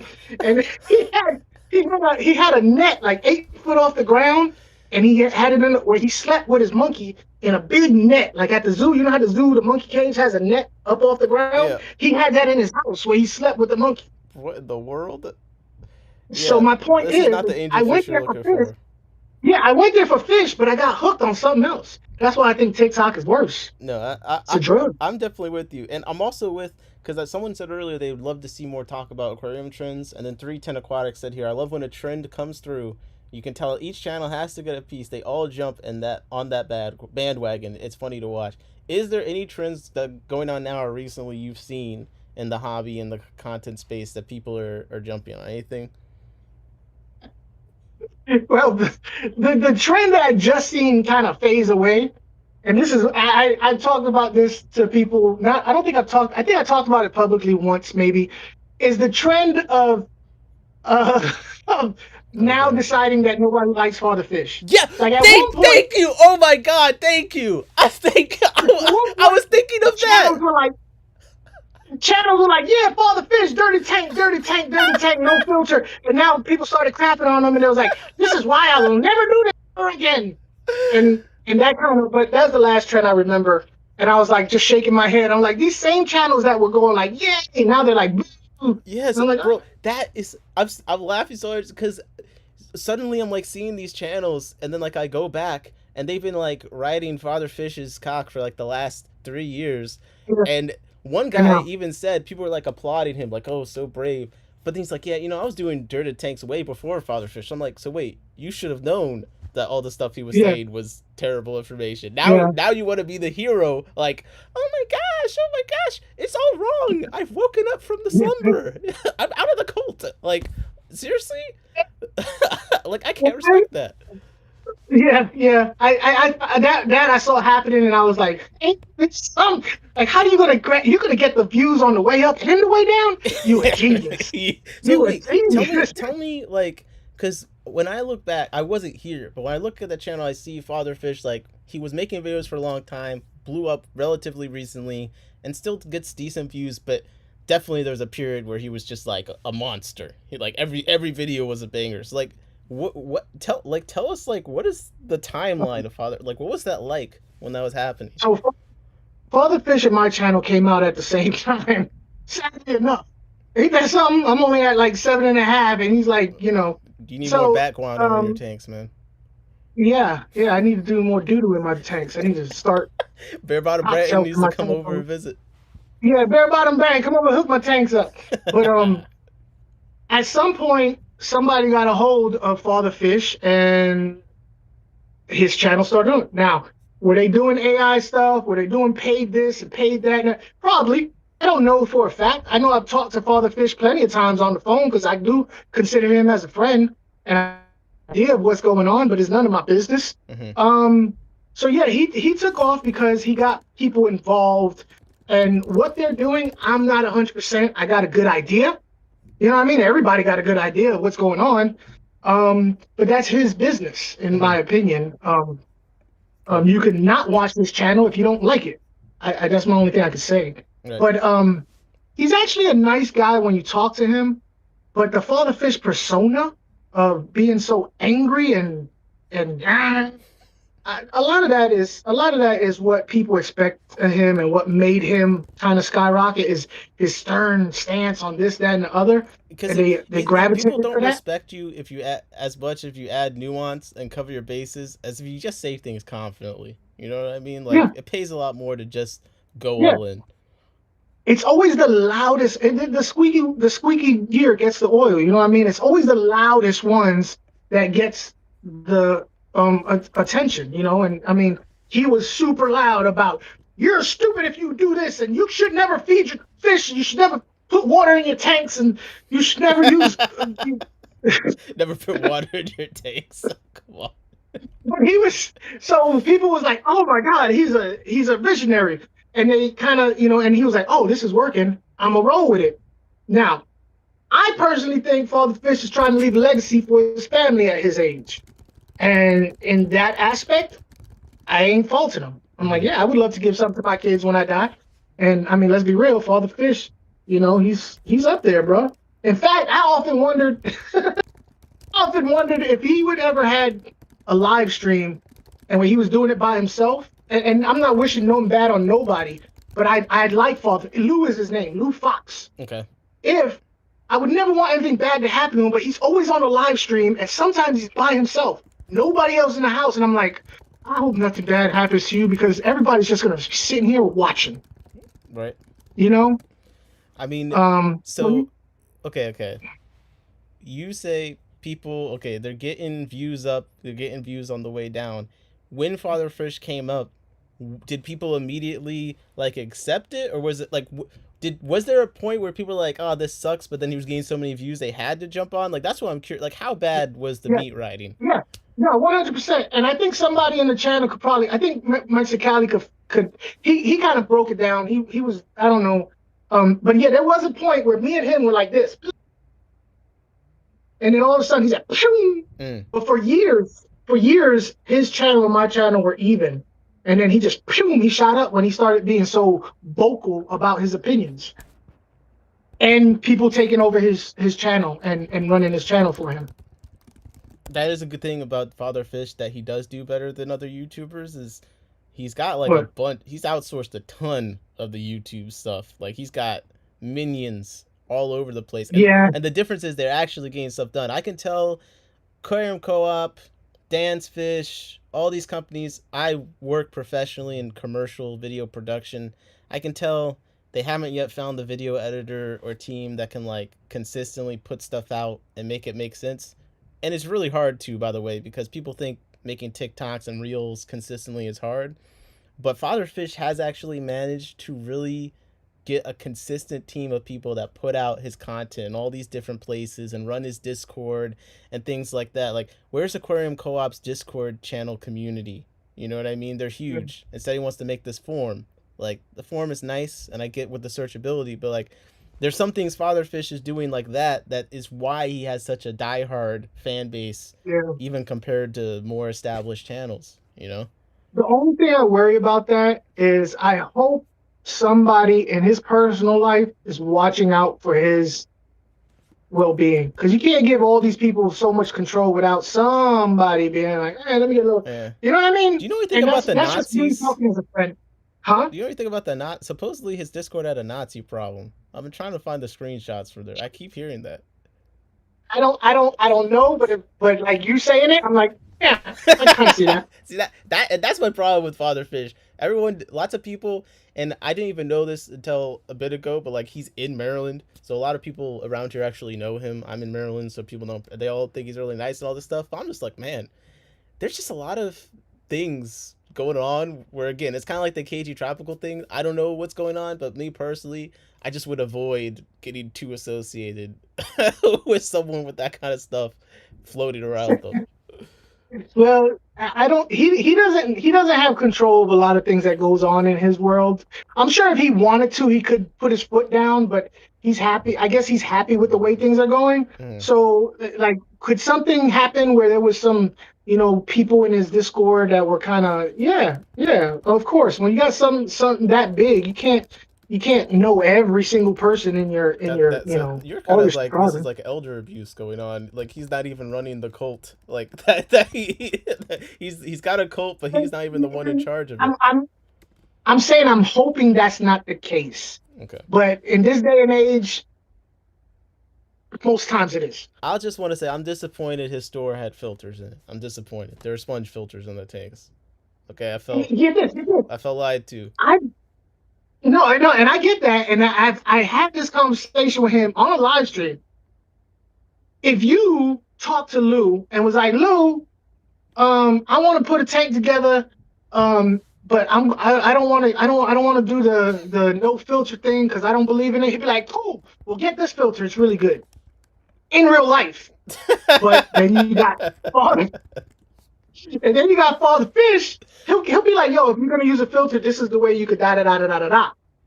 But on YouTube, that's a whole different story. You know what I'm saying? So the man, Lou Fox, is an awesome dude, and I call him when I need advice on plants because he's the most knowledgeable person on plants in my sphere that I have access to.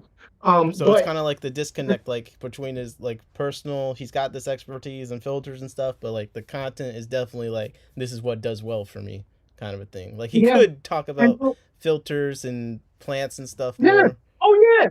Yeah, if you ask him a question and be like, look, I'm not, if in fact, next time he goes live, I challenge anybody, be like, hey, look, I don't want to do the no filter thing, but this is what I'm using. How should I go about it? I'm sure he'll probably give you a little pushback, but he'll help. He'll help. You know, he'll probably be like, oh, well, first of all, you shouldn't put a filter in there because he's on YouTube. But he's not gonna say, leave my stream right now, you filter lover. He's not he's not gonna do that. This filter You know? lover is crazy. That's so crazy. Yo, we can't get word around town in Salisbury that you like filters. You might get you walk into the bar, everyone stares at you. That's a filter lover. Oh my god, bro, this is Right crazy. there.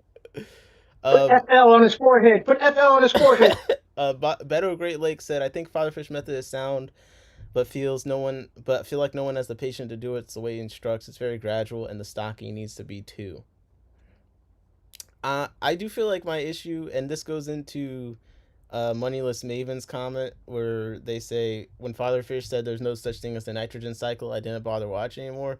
But Fatherfish is very careless in how he gives instructions, and I don't watch his content, but there was a time I was contemplating doing a stream or a video about him, but then I was kind of like, I don't feel like clout chasing this way. But when I watched the video, he would just give instructions in a way where even if what he was saying could be right, it would so easily get people in trouble. Like he said, don't even dechlorinate your tap water. You know, if you have, especially if you have an air stone in there, the chlorine's gonna dissipate. Now, if it's chloramine, maybe you'll be in trouble. But like, I don't know, like go figure out how if it's that. But and I'm just sitting there like, man, this is so primed to lead people to disaster because some people Yeah. have heavily chlorinated water.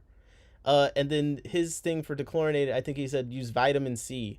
So everything with Vitamin C pills. Yeah. everything with them has to be different. It can't be like easy standards. Like use a vitamin C pills. I'm just like, this just seems like careless. You know, that's my called him. main issue with him. When he did that video, I was like, hold on, You know wait, man, you know what I'm talking about? Yeah, I was like, Luke, so you telling me I went to the bathroom. I said, listen, I got these vitamin C pills right here. You saying that if I put that in my tank, that is my fish, I can just put fish in it. He's like, yeah, go ahead and do it. And I was like, okay, that's good to know. I never did it. Because I'm like, I don't know, like, even if it did work, this is so against everything I've been doing, I couldn't do it. It's interesting because, like, when I looked it up, like, I didn't do heavy into it, but it is a thing. Like, it is, like, a thing, but, you know, it's a lot less brain power for me just to buy some Prime or something. Most people have one tank, so, like, a bottle of Prime's going to last them eternity. Yeah. They're not like me where, you know, I got, like, a billion tanks, so I'm actually changing water all the time, you know, like, so why would you even get vitamin C just for your fish tank? You know? I don't know. You have vitamin C, you end up with beautiful tanks and a vitamin C deficiency because you done wasted all your pills on the tanks. Now you're weakly. You're sickly now. Yeah. Great because they got vitamin C. I don't have any, but yeah. We got some recommendations if you guys are interested. Glassbox put the Diane Wolstead book title in there, and the Natural Aquarium, some other books. And I think that's really the greatest sin with Fatherfish is somehow he's co-opted all these people that have done much more work and developed much more comprehensive ways to do dirted tanks. And I do feel bad for those people. Like, if I were them, I would be kind of mad people are calling this, like, kind of half-baked thing a Fatherfish method when you literally wrote a book, you know, about you know, maybe a more proper way to do it. I mean, I don't know. At the time when he was coming up, was there anyone that was just like, oh, this is just a Wolstead tank, blah blah blah? So yes and no. He's never hid the fact that his method is a variation of the Wolstead method. He's never hid that. I don't remember him saying, no, it's completely different. He's always said, my method is a variation of that. Mm-hmm. He said he learned that, and over time he came up with his own way. And to be honest with you, I don't even know the difference. Yeah, I mean, I don't even know the difference. Dirty tank, Wolstead. Glassbox said the other book he listed is Father Fish's book. My point is that Diane Wallstead's book is written by her. The other one I listed, Father Fish, and he's not even on the author list of it. So that is interesting. That's why I'm like, I hope somebody is in his corner in his family. He's got daughters, so I mean, that's just me. That's just me talking, you know, as a person, Right. not as. I just hope somebody is in his corner, you know. Right. No, I could see what you're saying there, because like, and I want to go earlier. Someone said his original minions were terrible, but they got him to where he needed to go, which kind of leans into kind of what you're saying, where it's like, I could easily see how he could get some money stolen from him or something. They got access to his AdSense account and all this, posting his videos and all this stuff. Like, Yeah. I could see that. And Yeah. I think it was Barbara that said Corey had a very good video editor in Jimmy, but they went their separate ways at some point. And that's kind of Yeah. something that I see in channels, the big channels right now, is they failed to really lock in their content producers. Or if they were the ones originally editing the videos and stuff, they do so much other things that now they're lost because they don't know how to delegate it.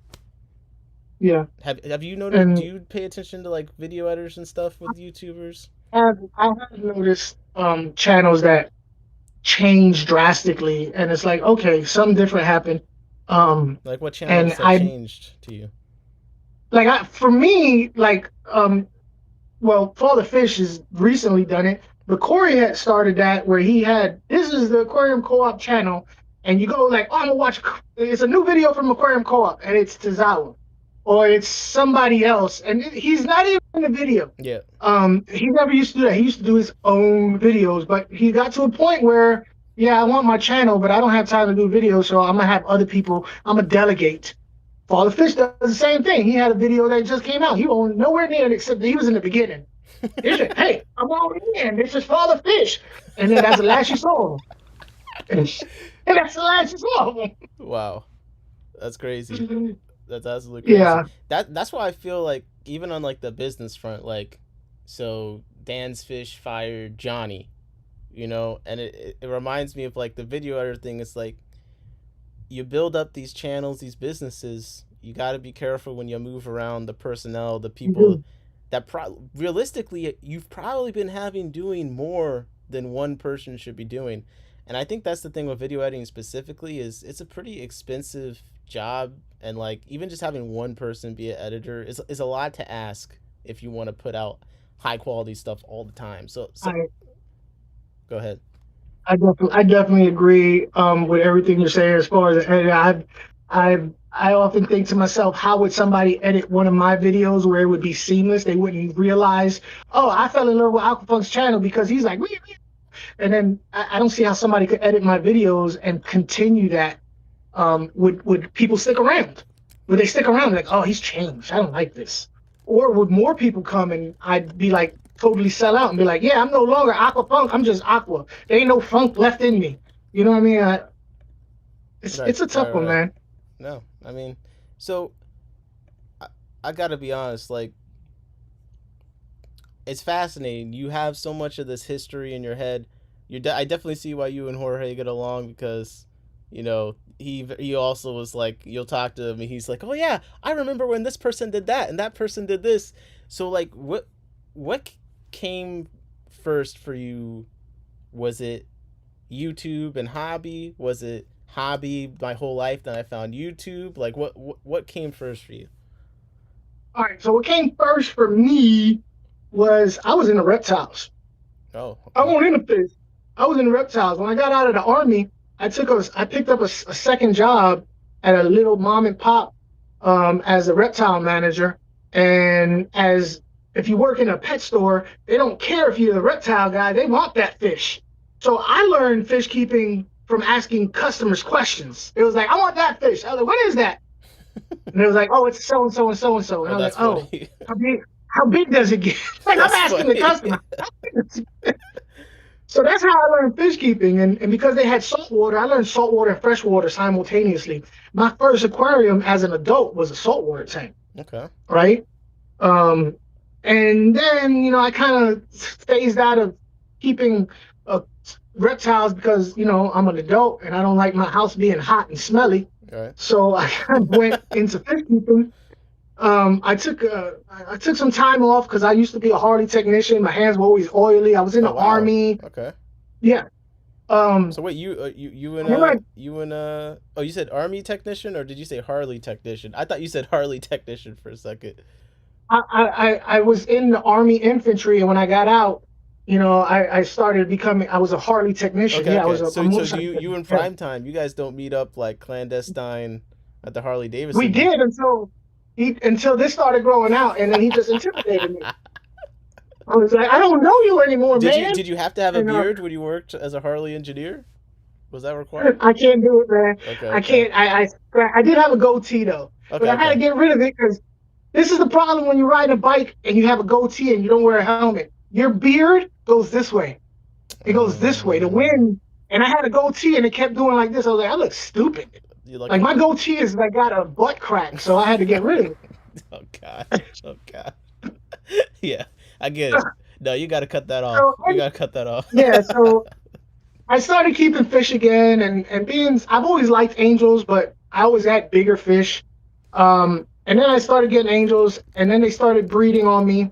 So I was like, hold on, wait, let me learn about what's going on with these angels, and that's what got me into YouTube. Was when I got back into fish keeping, the angel fish. There was two individuals. One was called Majestic Aquatics Okay, I've seen that name. or Majestic Cichlids, and the other guy, his name was Matt Dean, but it was a different Matt Dean, not the same Matt Dean. Fish Room, and they were both angel guys, and they talked like me. One was a white guy, one was a Puerto Rican guy, and the white guy he was all street, and you know what I mean, like Yeah, yeah, blah blah yeah. blah blah. And the Puerto Rican guy, he was like a cousin, like he talked like me. He had a New York and Puerto Rican accent, Okay, okay. and they both quit. They both quit simultaneously, and I was like, man, that sucks. Damn. And of course, Joey King of DIY at that particular time also. I don't want to, like that he was a factor. He was a factor. I was about to say his legacy seems to be undeniable in the fact that he always comes up. It just seems He like got a lot of people in. he's just an He incredible got a piece lot of of people. shit. It just seems to be the issue a lot of people have with him. Now he got a lot of people started because he's such a big channel. YouTube threw him at you, so you gravitated to that. And then after you started watching a little while, then you was like, yeah, maybe not for me. Yeah. But he was also doing true DIY back then. He was also doing true DIY. He's gotten away from DIY. But also, either way, quick thing. yeah, So every now and yeah. then, I'll throw out the Ohio Fish Rescue, crime syndicate conspiracy theory. There is a interview with King of DIY where he basically alleges all the stuff that I've been talking about Ohio Fish Rescue. So if you're interested in that kind of stuff, go find it. It is fascinating, and also gets to what you were saying earlier about how YouTubers won't say things publicly. Go find how many people did an Ohio Fish Rescue video and have since removed it. Okay. Yeah. But Yeah. so King of DIY is a factor for you. What did you build? What was the first thing you built that you No, followed no, as tutorial for? no, he wasn't a factor. He wasn't a factor because he was also doing angels and he was doing Okay, discus, okay. which is a really cool thing. So he wasn't. I didn't build nothing. Okay. I was just interested. I was like, oh, this guy's building. So I was living vicariously.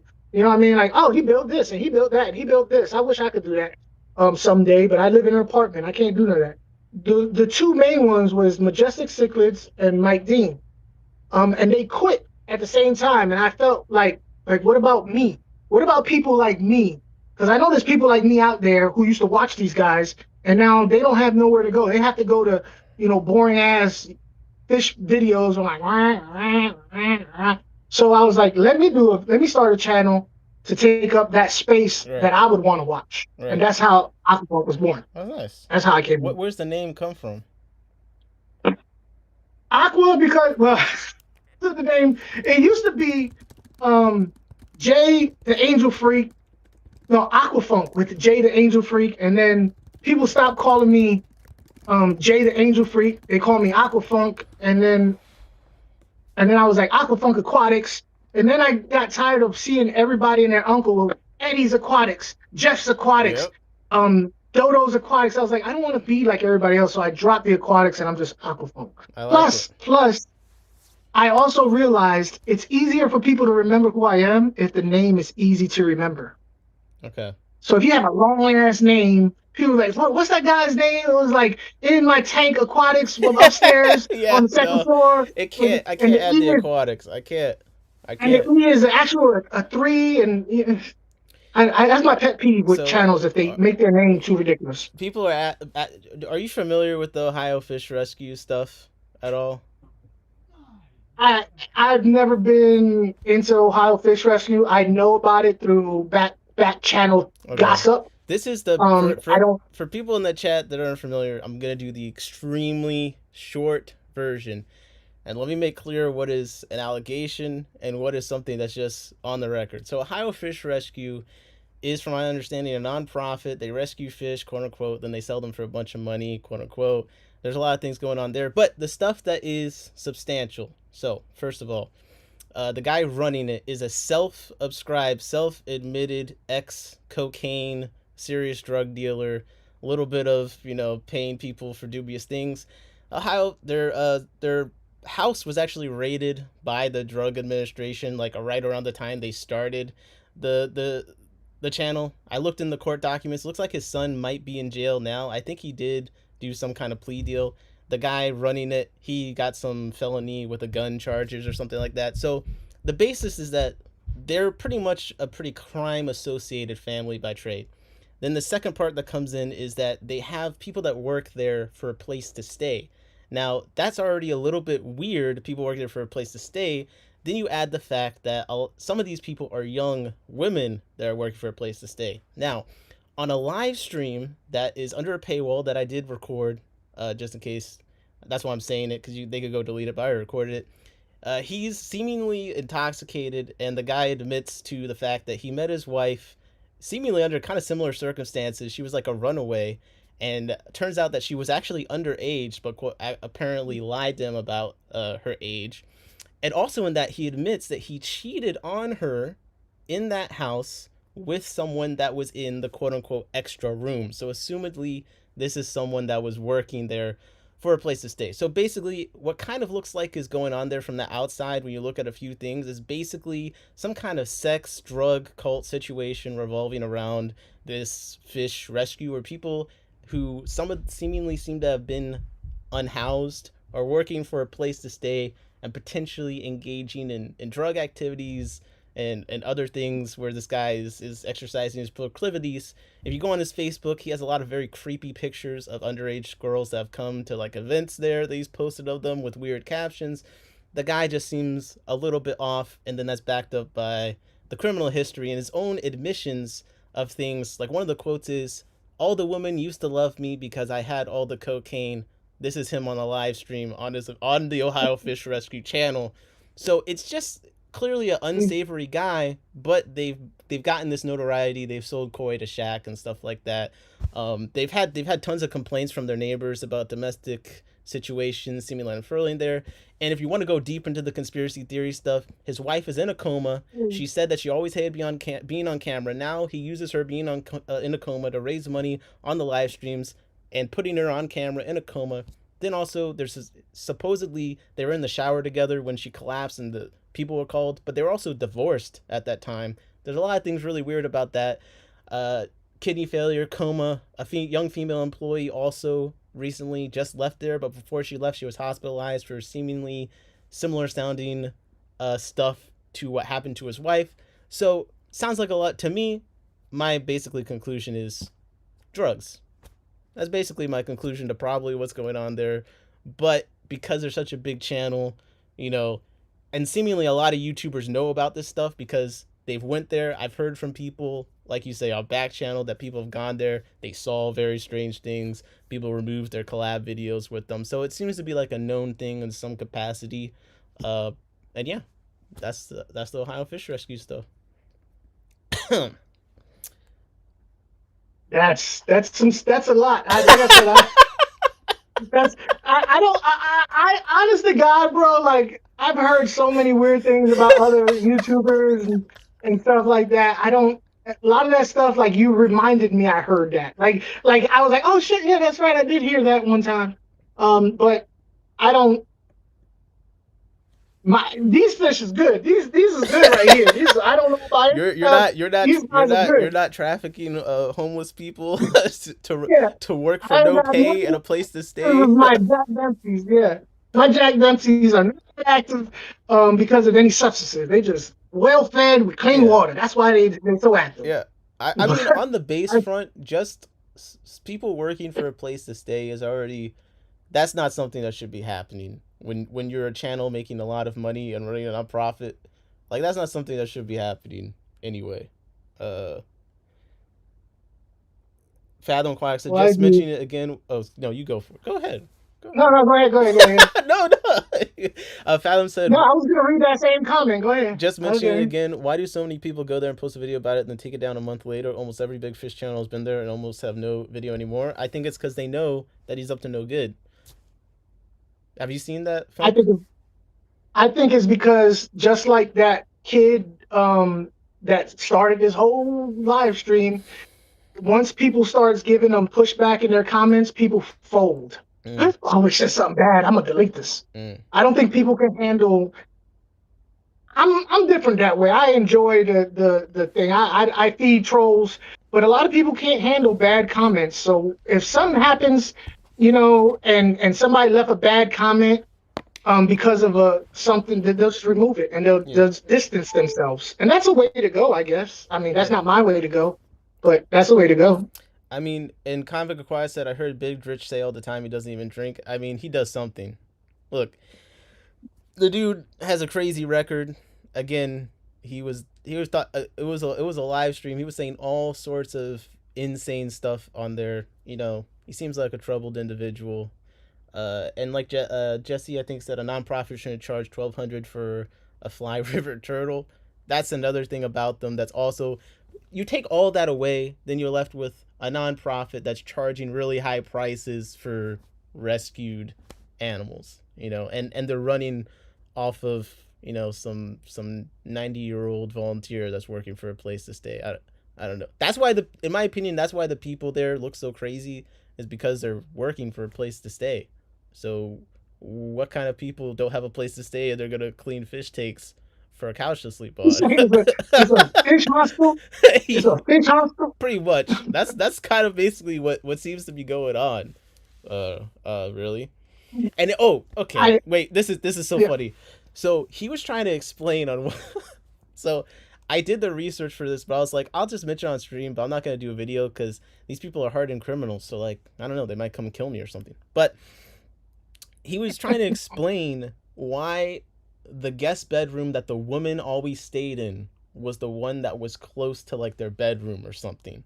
Like the women guests stayed in a specific bedroom, and someone was questioning that in the comments section, and his response was because something about, so he didn't have to walk past a room or something and accidentally see something or something like that. Like, it was crazy. So it's like, if you go to the comments under members only videos, there are people asking about some of this stuff, and the responses to the questions, in my opinion, are way more indicting even than the original stuff themselves. Okay. Listen, that's a lot. That's a lot. I mean, Yeah, just the people who keep up with everybody's goings ons. I don't know how they do it. That's taxing, bro. I Like, I know. got a lot going on in my life. I can't. Well, Corey said this, and Joey said that, and KG said this, and that. And I'm like, God Almighty. Like, I'm just gonna go ahead and watch the plug. That's all I'm. Yeah. I'm gonna clean this I'm just and gonna watch watch the the plug. plug. Fathom said, I've literally watched Rich drink like a whole handle. Yeah, if that guy says he doesn't drink, yeah, okay, buddy. Okay, buddy. Skull says, I know fish keepers who live there and they won't go over there. Like, no one wants to get raided by the DEA. I understand. Um, I understand. Look, I like, I'm glad that we're all here talking. There's enough people in the chat like you and people that, because times I've talked about it in the past, it's hard to get perspective. But like, I didn't want to do a video clout chasing off of it, but it is like a legit example of why in this hobby, at least in the content space, we don't speak up more. Because I'm telling you, if this was in any other niche, there would be like a 1 hour documentary video about these people. Yeah. And I actually don't doubt that someone is making outside of the niche has found them and is probably making an expose video about them, because it is like a Tiger King situation going on there. I don't like, so I don't have a problem like with us just talking, because like you said, for some reason, every other niche in YouTube can talk about things that are going on in the niche, and it's just how people roll. But in this particular fish niche, it's not. Ooh, you need to just keep your comments to yourself. Right. And that's unnecessary. But yet, the problem I have is when people make an entire channel over one thing. Yes. You know what I mean? Like that guy. Skeptical. Yeah. And it was a shame because I seen some videos that he did that were not about fatherfish, and I liked them. He was going crazy on but fatherfish and cagey tropicals, like. Yeah, yeah, he did, didn't he? But that's a shame, but just having a conversation over somebody who puts their life in the public atmosphere, I don't see a problem with it. I really don't. I mean, that's you can't go into the public and not have the public say, you know what I'm saying? That's just ridiculous to think that that's a possibility. No, that's true. And Steve said they're doing Reptile King now. Maybe fish will be next. I guarantee that there's someone making something on them. They've been they're so out in the open, and it's kind of like weirdly obvious. So I think it's a great example of why it can be harmful not to talk about things going on, because you can't hold people accountable if you don't say anything. And God forbid some young lady decides they want to go work at Ohio Fish Rescue and don't realize they're gonna be swung into who knows what kind of degeneracy, right? Yeah. So. There could be somebody in the chat right now, or somebody watches this video. They just happen to work at a news outlet. You know what I'm saying? Yeah. And Fathom said I'm not allowed to the property because to maintain a clearance I can't be associated with felons. Convict said that's crazy. Next you're gonna tell me Ed the pond professor is not a professor. I'm not familiar with them, but. Yeah, and that's why I didn't make a video specifically. Like, I like my live streams where I talk about this kind of stuff when it's not in the title, because it's like I'm not clout chasing off of it. I feel like if I kept making videos, like I'm gonna talk about it, but I don't have to rely on it being in the title, because people know the kind of stuff I talk about. So it might come up, or someone might ask in the chat, and I'm not gonna be afraid. Like, that's what happened now. I'm not be afraid to respond to it. But as I kind of look around, there's some things that I have to ask myself, do I want to do this? Because with the Ohio Fish Rescue thing, it's more just, these are people with very long criminal records. That's the part I don't have to put allegedly on. I pulled all their court documents. I know their whole criminal history.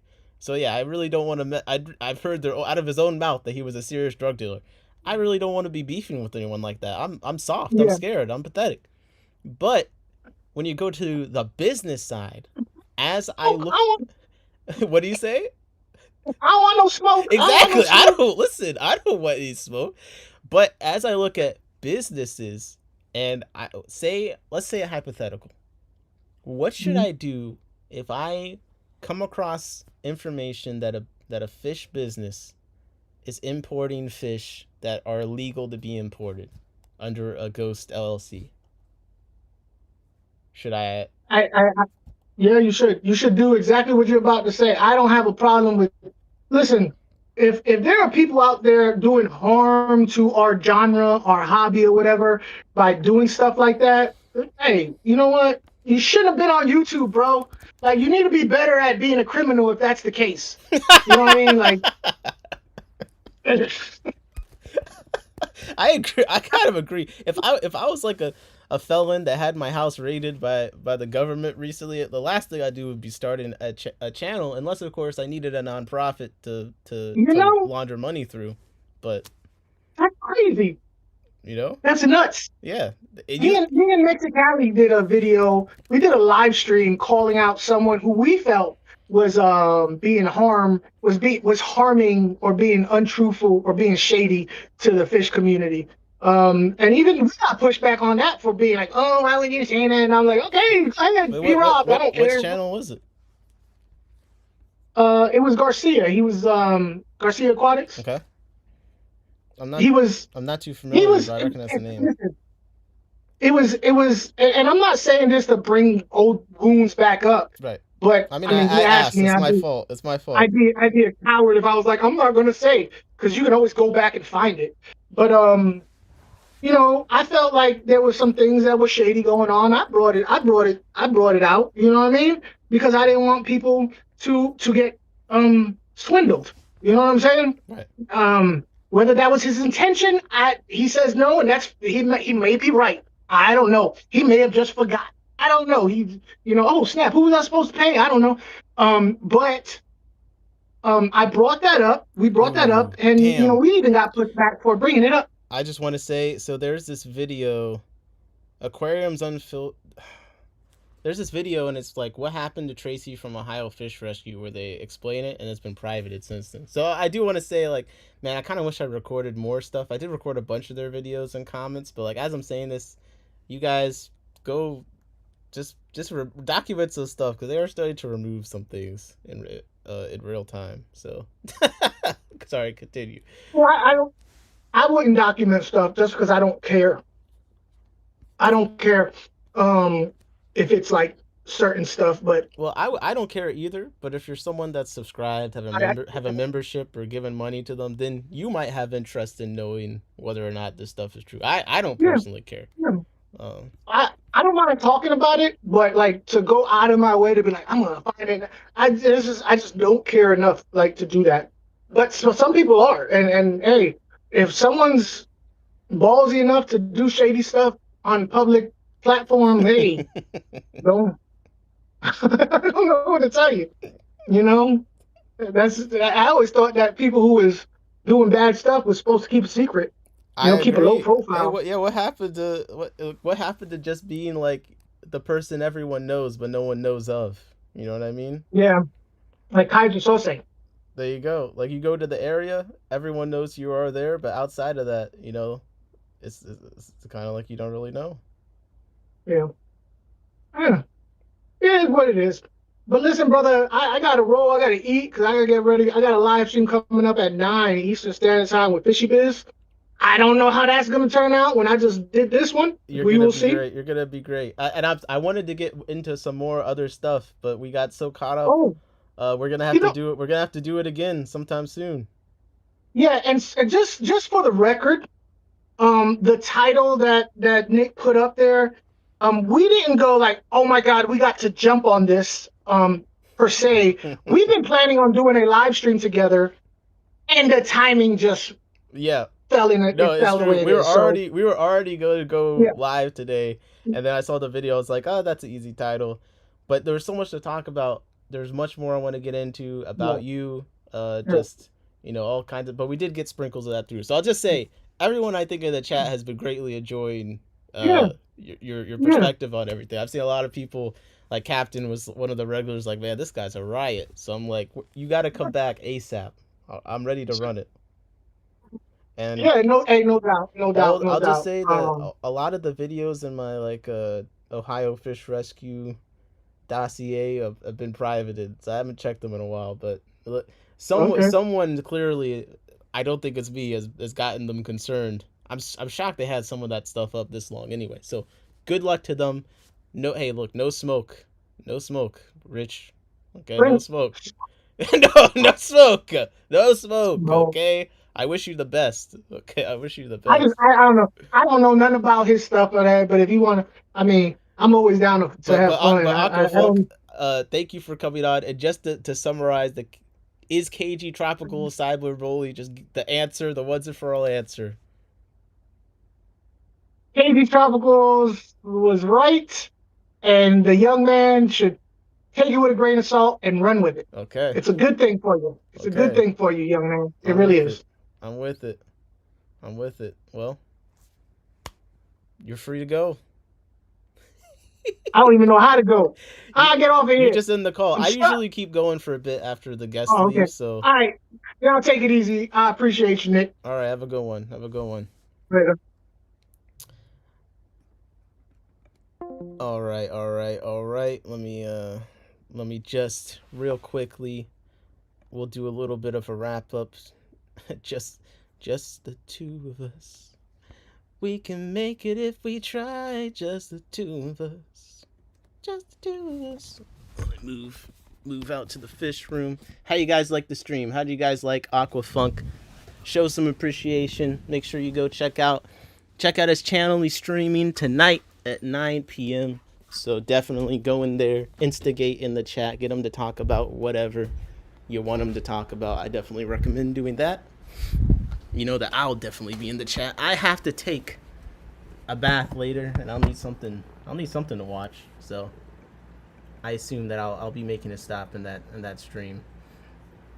Okay, in 1 second. Here I am. I'm back. And yeah, let me get some reactions to the conversation so far, and then let me catch up with the chat, guys. I was trying to do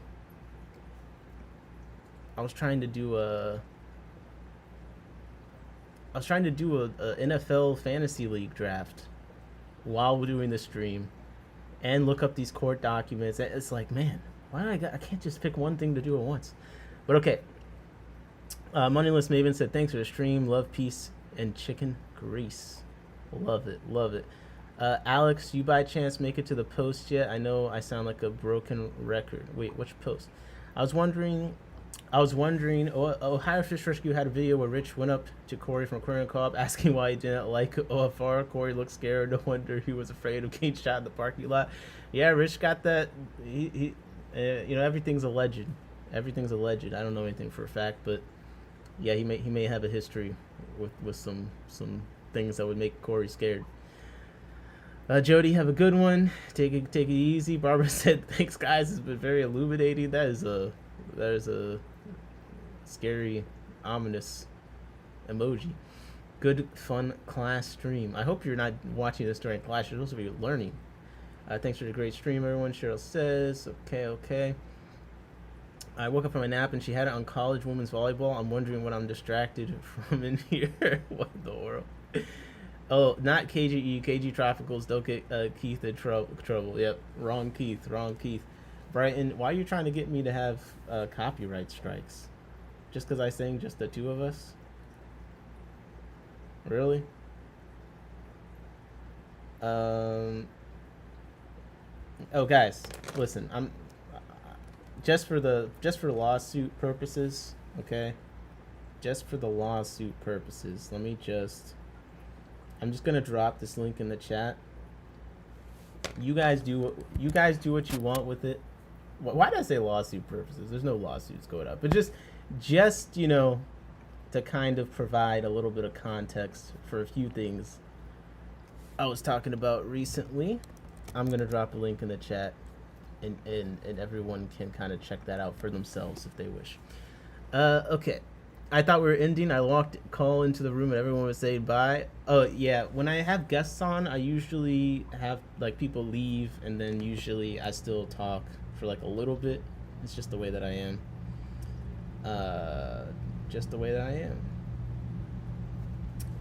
Let's see. Can I have a free take? God damn it, Steven. You got 2 more strikes asking for a free take. Sorry, that was a wild stream. Kind of wish I never saw it. What? That's offensive. That is offensive. I'm not in trouble. If I am, I don't give AF. I love it.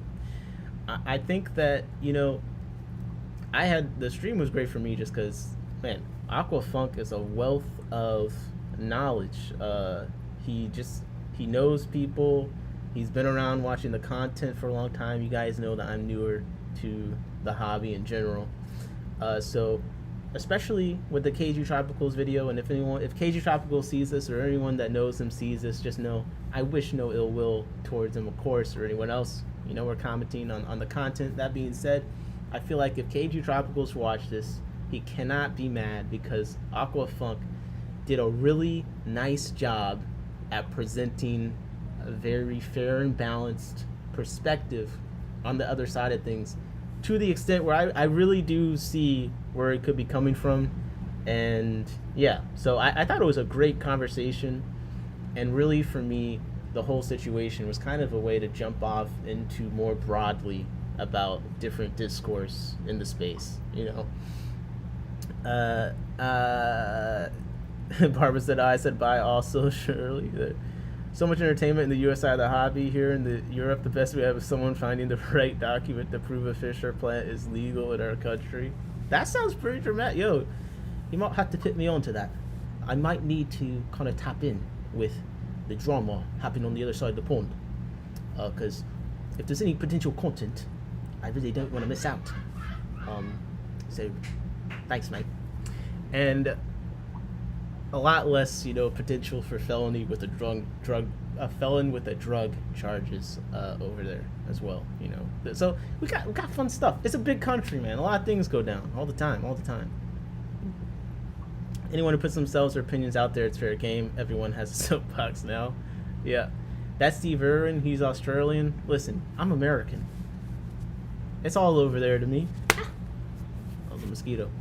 It's all over there to me. You know what's great? This season of Love is Blind UK. That has been a fantastic season. I don't know why the reality TV shows in the UK and Australian, like Married at First Sight, Australia is significantly better than any of the US ones. Or the UK one too. But in general, for some reason, the reality TV shows across the pond, or even just when people from across the pond come over, they're always the best contestants. I don't know what it is. And I'm just trying to give credit where credit is due. I like some reality TV. What can I say? Can I be mod? Beto said. Is this Ben in disguise right now? Is everyone starting to cosplay Ben? Because I saw someone else ask for a free tank. It's spreading. Even James Corden. I'm not gonna back everyone. The Hamiltons from Love is Blind season 1 are the GOAT couple from these shows. Yep, that's true. They have withstood the test of time a little bit there.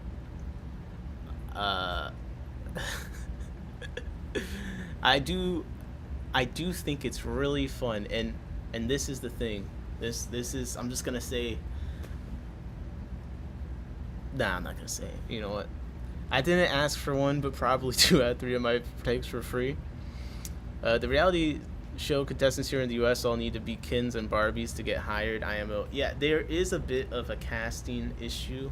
And it's not necessarily, like, sometimes they're attractive, but it's, like, still a normal-looking person. But there are some shows where you're just like, okay, so, like, you only casted people with lip filler. Like, you only casted people that got more plastic in them than, I don't know. What am I gonna say? They got enough silicone in them to seal all the tanks in my room. There we go. That's what I was looking for. Yeah, so no, there's definitely some shows easier to watch than others. I can't really do Love Island. To me, Love Island is just too... Not only is it too fake, but it's too much of the... I can't ignore the human abuse occurring in it. Like, I don't really care that much about that stuff, because, look, ultimately these people sign up for reality TV shows, so I get the things are inhumane. Like, it was funny with the Beast games. People were getting upset because of treatment of the contestants, and then when I read it, I'm like, yeah, this is how every reality TV show is. Like, not most of it actually was pretty tame in comparison to what some of these dating shows are doing to people. So it's just kind of funny, the contestant. Love Island this season was so bad it got weird. Yeah. Also, Love Island is one of the shows that have, like, the most contestants that commit suicide afterwards, which is something interesting to look into. So that's another reason I kind of feel more like, they're doing something wrong over there. I watch my local news and YouTube, no network TV at all. No, it's a good life. I just watch streaming service stuff primarily. Barbara said free tanks are great, but those were offered. Besides, I think Ben would probably faint if he actually got a free tank. Ben might actually have a lot of free tanks already, and he's just like, he's trying to scam us. He's trying to hustle us, get one over on us, bamboozle us into giving him a free tank that he's going to flip. That's what I think is happening. It's going to be like a club auction. Someone comes in, buys everything for $2, immediately drives to the nearest LFS, gets some credit, and buys a fish they actually want that has 2 eyes. Glassbox says, do you actually know who Ben is? I don't know who any of you are. Come on. No, I don't know who Ben is. I don't know who Ben is. All you people in the chat, you could be totally faking your identities. I don't know. Now, this is what I actually was going to say before is, I'm going to go to the Keystone Clash. I don't know how well attended it will be, but it will be interesting to meet some of you guys from the chat in person. I think that's going to be a lot of fun. I just rewatched Sunny 40 times. Always Sunny in Philly. That is like a show that I wish like people that didn't like it could understand what's so genius and funny about some of the episodes. Like that, I think it was the episode on abortion is literally like one of the funniest things I've ever watched. It's like one of the earlier seasons. The most, like, enough to have statistics on self-deleting. I think one of the, if I'm remembering correctly, I think the first season had someone that committed suicide. Let's see, Love Island suicide. They do have a history of contestants committing suicide. Like, contestants from 2018 and 2019, so consecutive years. Yeah, I mean, it's a bad look. It's a bad look. Let me see. I'm looking at a thing. I think that's a show I remember. I mean, I looked it up now, and there's definitely been a few. So it's just something, if you want to talk about ethical reality TV stuff, look up how many people, off themselves after being on the show. That might give you an indication of what kind of environment is being run on there. I think it came up because a Love Island contestant, like, got super lashback after having some kind of tweet or something with, I think it was like a slur against Asians, I want to say. But the backlash was so severe to the point that there was like a counter backlash of like, the show knew that was out there, they leaked it on purpose, kind of a thing, like they're being irresponsible. And it's an interesting question. They tried to get my daughter on a reality TV show. She turned them down. They were disappointed. She doesn't drink. Yeah, they rely heavily on alcohol to make things happen. Whew. Speaking of all this love and dating talk, including the need for me to get a monkey, when are you starting the dating channel in your Discord? The channel's got to be big enough where we have enough people where there's a demand for a dating channel. But you're just gonna have to let things happen naturally, man. Work on yourself. Once people see you, doing well, they'll flock. They'll flock. I mean, just say you run the biggest aquarium hobbyist event in the nation. Bam. Then just don't tell them how much you get paid for it. Just let them imagine it's a lot. Like, imagine the money that went towards, like, Corey's first class tickets to come to the Clash. Imagine that money is going to you, and then imagine they believe that, and then you're solid. I remember when we heard about the free house shows ruining people's lives. Yeah. I think I've talked to a few people that have worked on reality TV sets, and one, like, what they'll say is, one, it's obviously crazy, chaotic and stuff. Like, I think there was a few food reality TV shows, and all this stuff is not really cooked by the professionals. It's like cooked off screen, then the professional comes in and they film the part. That kind of stuff goes on. But then what they also talk about is, like, there's a lot of human suffering involved in making them, because you got to get some good TV, man. That's what it takes. Glassbox Irish said, what do you think of Scotland? Man, I really want to go back to Scotland. I went a couple years ago. I did do a live stream briefly where I had some footage. I think I couldn't find all of it, of the fish stores I went to. But Scotland, there's nothing. I wish that I could get on a train right now and literally just ride it end to end and have a view like it was going from Aberdeen to Stonehaven to freaking, I'm totally Edinburgh.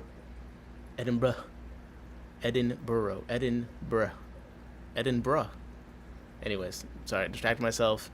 It's a beautiful train ride. It's not really that painful, and that was one of the best parts of being there. It's just getting around, seeing cool stuff all the time. What else did I really like about Scotland? I don't know. It was just nice. It was a nice place. I liked it a lot more than London. London just was. London is like old New York. It's like if in New York every building was 200 years old. That's basically what London is. If you've been to New York, you've basically been to London. I had to chuckle when you call them British. Yeah, my girlfriend, she gets on me. I make that mistake all the time. I really do. I just have to embrace. I got bad habits. Okay, over here, there's a lot of bad information you got to deprogram about yourself when you talk about other places. But I do actually know that they're not British, but they are in the UK. And I get it's different things, but it doesn't feel like different things from an outside perspective sometimes. But then when you go there, it is very different. So London, trash. Scotland was great. Not trash, that's a little harsh, but I enjoyed the time. I enjoyed the time in Scotland a lot more. I can recommend that. Last Box Irish says they are British. Around half of them like to be called British, and the rest don't. Right. There's a difference of opinion there. The train from Edinburgh to London is such an experience. The one on the east side next to the ocean, I mean. Yeah, we ended up flying because it was just like weirdly cheaper to fly to London than to take the train. It was really weird. Like, because I remember we're like, oh, we could take the train to London, right? And it was like, the prices were like nuts. So we actually just flew from Scotland, Aberdeen to Heathrow to London, whatever the path was, Aberdeen to London. That was the annoying part about flying in internationally, because you have to go into Heathrow, then you have to fly from there to Aberdeen if you don't take the train. But for whatever reason at the time, that's how the prices shook out. But I bet the train from Edinburgh to London is pretty. Then we did some bus trips. We did like Loch Ness. We did, I think we did take the bus to Glasgow. That was a nightmare. It was at night. We were going to take the train, I think, but then there was some kind of incident on the rails, so we had to be deferred to the bus. And the crazy thing is we're on the bus and we're stuck behind these, like, I think they were like oil rig workers, and they were just wasted. And oh my god, they were terrorizing the bus. This lady to the left of them, she called the police on them, like, because when the bus got to the location, there were police there.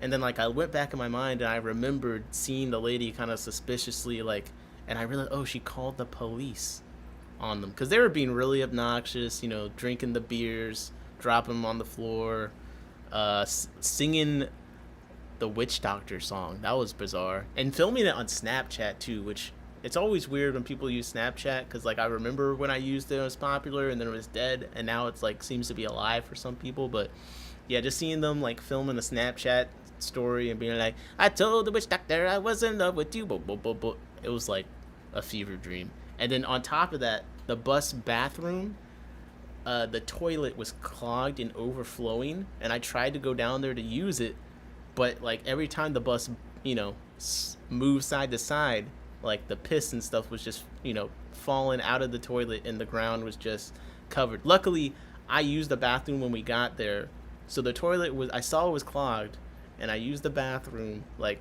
before the bus left. Thank God I did, because Jessica had to use it, or try to use it when we're already moving, I think. And she was like, it was drastic. Funk versus Branton, who has the most fanboys? Probably Branton, but that's only because he walks around with his ass out all the time. Scotty said, yes, ladies, I have 2 cats that are still alive and 80 tanks locked to me. I think you need to work on your marketing, okay? You don't say, I got 2 cats, I got these tanks. You let these things come up naturally in conversation. So it makes you more intriguing, more mysterious. You're chatting, oh, yes, I do that and that. Yeah, the other day I was just hanging out with my cat, blah, blah. Oh, you have a cat? Then that's when you're like, yeah, I have a cat here. And then here's the cute picture of me and my cat. Oh, actually, I have 2 cats. Oh, my God, they're so cute. You're talking. You find ways to work these facts about yourself throughout the conversation, and then it's a benefit. If you open up off the bat, yeah, I got 2 cats, I got 80 tanks, they're gonna be like, bro, you trying to abduct me on the Noah's Ark or something? Like, what's going on?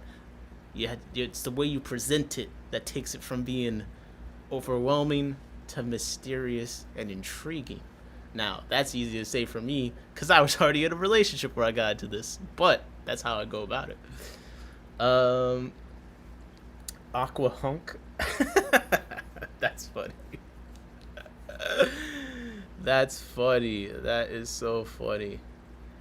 Drinking beer and singing, the nerve. I mean, it wasn't the best when, your train's been delayed, you've been stuck on the bus waiting for it to move, it's late, like, blah, blah. It wasn't the best. Every time we rode the bus on a long distance, there was someone that was doing something like that.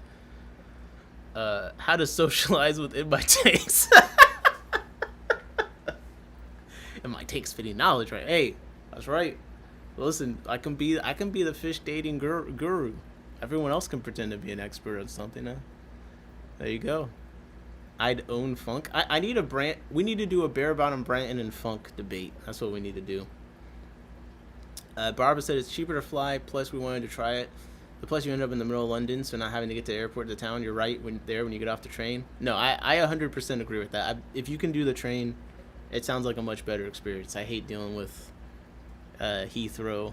For some reason, the security that time around was particularly annoying. Usually it's not that bad, but no, I'm sure I would have enjoyed the train much more. The stuff I did like about London a lot, I did say it's like old New York. I mean, I think walking is probably a better experience there. Again, because the buildings are old and we're not used to them, it is a lot cooler. It is a lot prettier. It's funny, they have the American candy store where they sell or foreign candy store, whatever. Man, the prices are insane in there. But it is it's interesting seeing a lot of different cultures and stuff there combined, and how they're presented to an international audience, because people come from all over the world to go to London. And similar to New York, they both have a lot of different cultures, different things going on, and it's always fascinating to see how they kind of take hold. But with London, it's an older city, so there's just a lot more to explore there and be like, oh, this is like how it, this started here and this started there, and it's not every day that you go to a place where you can't install air conditioning because your house is historically protected. Scotty, I thought you had a lady. She came with an air pump. Oh, dude. That's nasty. That is nasty. Brandon said, hell yeah, that would be so much fucking fun. Yeah, that would be good. I use big words and confuse him. I don't know. He seems like a wordsmith, man. I'll be careful. Ross Baltimore said, what's up, fish people? What's up, Ross? We just mentioned you the other day. Steve, Steve is people have been saying Steve is the biggest up-and-coming hobbyist breeder and the best Nanochroma stratifistitis breeder in the country. The other day, Steve was like, I might be the best Harford County guppy breeder right now. And I was like, see, you didn't want to expand that to Maryland because, Ross Baltimore's around. He was afraid. He was afraid to kind of put himself out there, man. You got to watch him. He's getting uppity. But I need to come by and visit your fish room in September. So we definitely need to link up about that. And if you have any more of those pink crayfish, I know a guy. And when I say I know a guy, I mean I know a guy that wants to buy them. Because that guy is me. Bougie Bish said, legit thought of your video title when KG was criticizing YouTube/social media a while ago. You thought about it how? Ross said, come by. When are you usually free? I'll come through. My schedule is relatively flexible. Steve said, look out, Ross. Steve's coming. Steve bought 1 pair of fancy guppies from Petco. Now suddenly he's the best Harford County guppy breeder. I just call every room with a floor drain the death room. Oh, that's kind of terrifying. People really freak out when they see those 50-gallon barrels in a basement nowadays for some reason. there was funny. There was someone in the Discord that, like, their roommate was scared of them having a 30-gallon brute trash can for paying water, and they're scared of a leak or something. And I was just like, man, there's so many problems cohabitating with people and doing this hobby that I could think of that would come up, and just like you got to explain these irrational fears away. Like irrational fears, like, are you really not gonna buy one more tank? Like, no, of course I'm not. You know what I mean? Bougie DFW swap in October. Ooh, it's going down. I'm trying to aquarium events is a good thing, because I'm trying to figure out, like, are there any club meetings in September I want to get to. KG claiming no personal bias and just spouting his own personal opinions. I was like, this guy doesn't debate much. Yeah, I mean, I think KG would probably have a hard time debating. He just seems too emotional. Again, I don't really know him personally at all, so I'm just putting that disclaimer. But from my observation of him through social media, he just seems like he ain't a cool cucumber. Bear Bottom Bratton said, I'm about to take a shower like a real man, no baths here. I'm taking a bath right after the stream. And also, I take a shower first. So, what you do when you're not a filthy degenerate is you go in, alright? This is my system. You guys want to know? You guys want to get into my personal life when we're talking about KG Drop? This is my system. I get 3 waters, okay? 3 waters. They can be sparkling or still. I get 3 waters. Sometimes there's a snack. I go into the bathroom. I got 2 towels and I got 2 washcloths.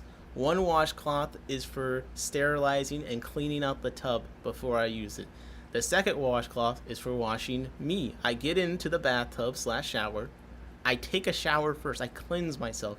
Then I enjoy the bath. I have my waters because I'm going to be in there for up to 2 hours, so I need to stay hydrated, okay? Because the water pulls a lot of liquid out of you, right? And then when the bath is concluded, I get up, I rinse myself off, and now all sanitation issues are taken care of, all right? So I don't want to hear anything about this. A real man takes showers. A bath involves a shower first and then a rinse after. At what point in your system do you add the bubbles and bath bomb to... Okay, so you take the shower, right? At some point, once you're clean, you let it still be a shower, but you let it start filling up. This is so you can do the initial bubble bath serum in there while the water's kind of pouring down from all angles for maximum bubble growth. Then you turn off the shower. It's coming out the one spout. That's when you add the main bit. If it's a liquid, you add it like on top of the spout so it slowly trickles into the water stream, creating the optimal amount of bubbles. And if it's a bath bomb, you could add it in there around 2, but you want there to only be like a couple of inches, you know, when you get started. But I wouldn't do the bath serum, you know, when there's no water there, because you want more splashing going on to create those bubbles.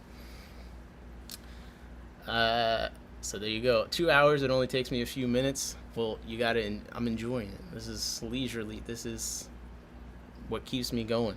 It's getting late here, guys. I have to do a few things before bed. Catch you later. Amazing. Ross Baltimore said lavender bath, Epsom salt, bubble bath. Exactly. I have some Epsom salt I've used for some fish stuff. I was thinking about adding some, Nick, I'll send some bath bombs your way. They're luxurious. I'm not going to say no to bath bombs. I'm not going to say no to the bath bombs. That sounds great. Bougie also said, I'm not a huge KG fan, more indifferent to him, but his reaction video on the social media podcast talk that was released today made me see the back of my skull. I haven't finished. I started that one, but I haven't seen it. The reaction was funny. The whole thing is just it's pure entertainment. I love everything about it, really. Emily, if you can meet in person, just say no. Brenton spends his bath time with his baby bride trip. That is funny. That is probably true. Sounds like the cross-dressing undercover work might not be such a leap for Nick. Hey, watch yourself, buddy. Watch yourself. I don't do any undercover work. The thing is, okay, so this is the thing. I do a decent amount of research. I do. Okay, but this is the reality, and here's the secret. This is how reporting works as well. Because well, I'm not going to say all that, but this is how reporting works as well. You're just going to take my word for it. But a lot of, reporters and stuff, they don't really do that much work investigating. They just have relationships with, politician, with a business, with people that just bring the stories and all the information to them. Okay, there might be a team that does on good publications that do some work, double checking and things like that, but they're really just a platform. People bring the information to the reporters. There's not really that much investigative reporting going on, especially at the local level. And that's why some things don't get reported on, because, for instance, say you're a city council reporter, and you're really friendly with the councilman. You do a lot of stories and stuff, but the councilman is the one feeding you a lot of stories. Why? Because he probably has an invested interest in whatever narrative is being pushed, or whoever's looking good or bad. But it's still a benefit for you because you're getting this free information, and you're able to just have these stories, and you look like a great reporter because she's got this information, these stories and whatnot. But what that leads to is you're not going to write a story that's negative about that guy, because that's the person that is making all of your content, bro. You're relying on these sources. So I say all that just to say, I do a decent amount of research, but honestly, once you show that you're willing to talk about certain things or just entertain, discuss, present, a lot of people just kind of bring information to you because it's unfortunately kind of a liability to talk about certain stuff, and most people really aren't willing to do it for good reason. But if someone is willing to do it, the people that have the information but don't necessarily want to put their face to it will happily provide it. So yeah, I do some research, but I have to give credit to a lot of people that just happen to offer up some leads for me. There you go. Big Steve and Nick, I'm gonna move my Melis outside the little pond. I'm just getting shit results from the fish room. Gonna change it up. Let me know how that works out. I'm looking forward to the Melis. I got some signifers from Branton still. They still look pretty hideous to me. I'm waiting to see the potential. With the Gertrude and the Luminatus, like, I could see it. I'm like, these are nice fish. The signifer, they kind of look like little pigs right now. I'm waiting. Someone said I'm waiting for KG Tropicals to react to in my tanks. I don't think he'd react to me. I'm too obviously a cloud chaser, and I'm another small channel. It'd be useless to react to me. What'd that do for him? I'm pretty confident my comment is visible in KG's video. My opinion is public unless KG blocks or hides me. There you go. What is the comment? Do we need to go find the comment? Skull Aquatic said, Jeff, I saw your comment. Bob said, Lisa is younger than I thought. Yeah, there was a really weird, and I hate to bring this up again, but to me, it was really weird the way that he made a joke about robbing the cradle with her. It was just, weird, the timing of it. Combined with the other way that he acts. I understand why people feel uncomfortable, is what I'm saying. No, Jeff, I saw your comment. I'm glad you said it. Which video is the comment on? I'll bring it up. Let's take a look at this comment. Jeff, what's the kid's channel? So, and I have to say, we've been calling him a kid. He might actually be a kid.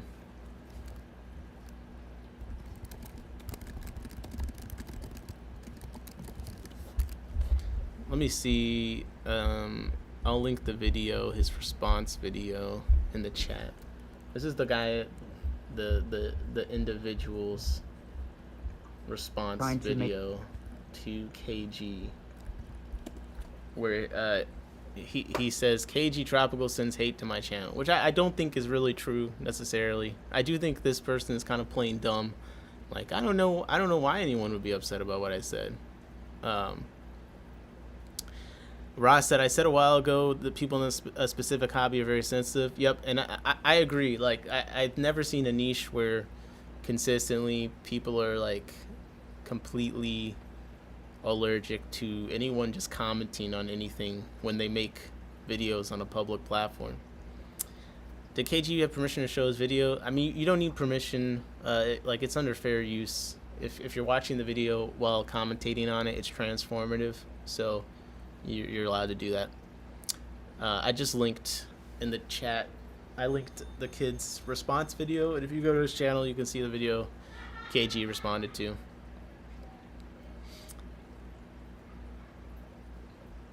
He responded to Jeff's comment. He's really dismissive, acting immature in the comments. It's sad to watch people slide more into pathetic practices when they dry up. And Bougie said, Ross, how dare you call me sensitive? I'm so offended. Hey, man. Look, I've been slacking. I need to make more videos. I'm not going to do any more exposés or anything, any more deep research until I make a few videos. But I am working on some stuff for live stream, hopefully. We'll see. But I think it'll be a lot easier after the clash when everyone's kind of back to doing things. Jody will, have the business up and running. Hopefully we can talk about that. Content isn't really on content. Yep. If the shoe fits, at least you know. We might have to see this comment now. Okay, where's the comment? Is the comment on KG Tropical's page? Is that what you said? Then I'm assuming it's on the live stream.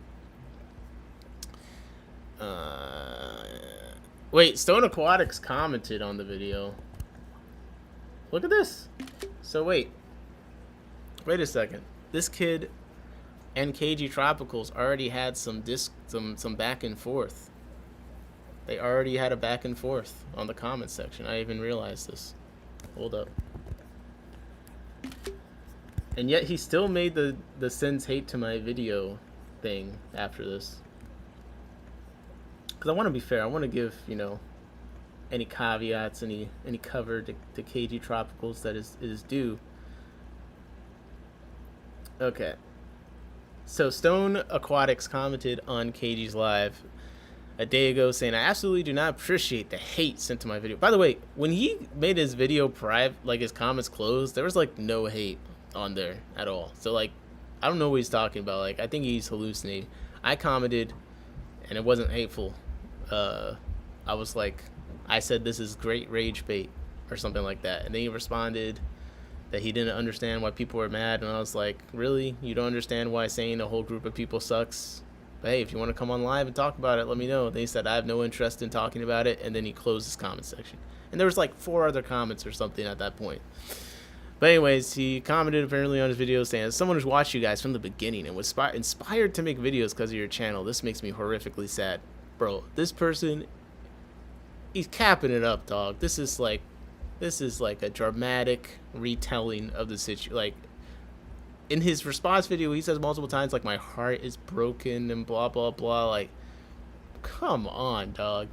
Fathom said, it sounds like Nick is the hateful commenter. I wasn't commenting hate at all. KG Tropical said, if you were sent a bunch of hate, I absolutely do not appreciate it either. I said multiple times for people not to do that. Well, there you go. Yet he still made a video said KG Tropical sent hate to my video. So I agree with this comment. Well, calling most YouTubers basically dumb and people who don't know anything about fish wasn't really polite either. You kind of get what you put out. Trust me. I know. You put stuff out there that's abrasive, that's critical. You're gonna get some critical responses. I'm still looking for the where is this comment?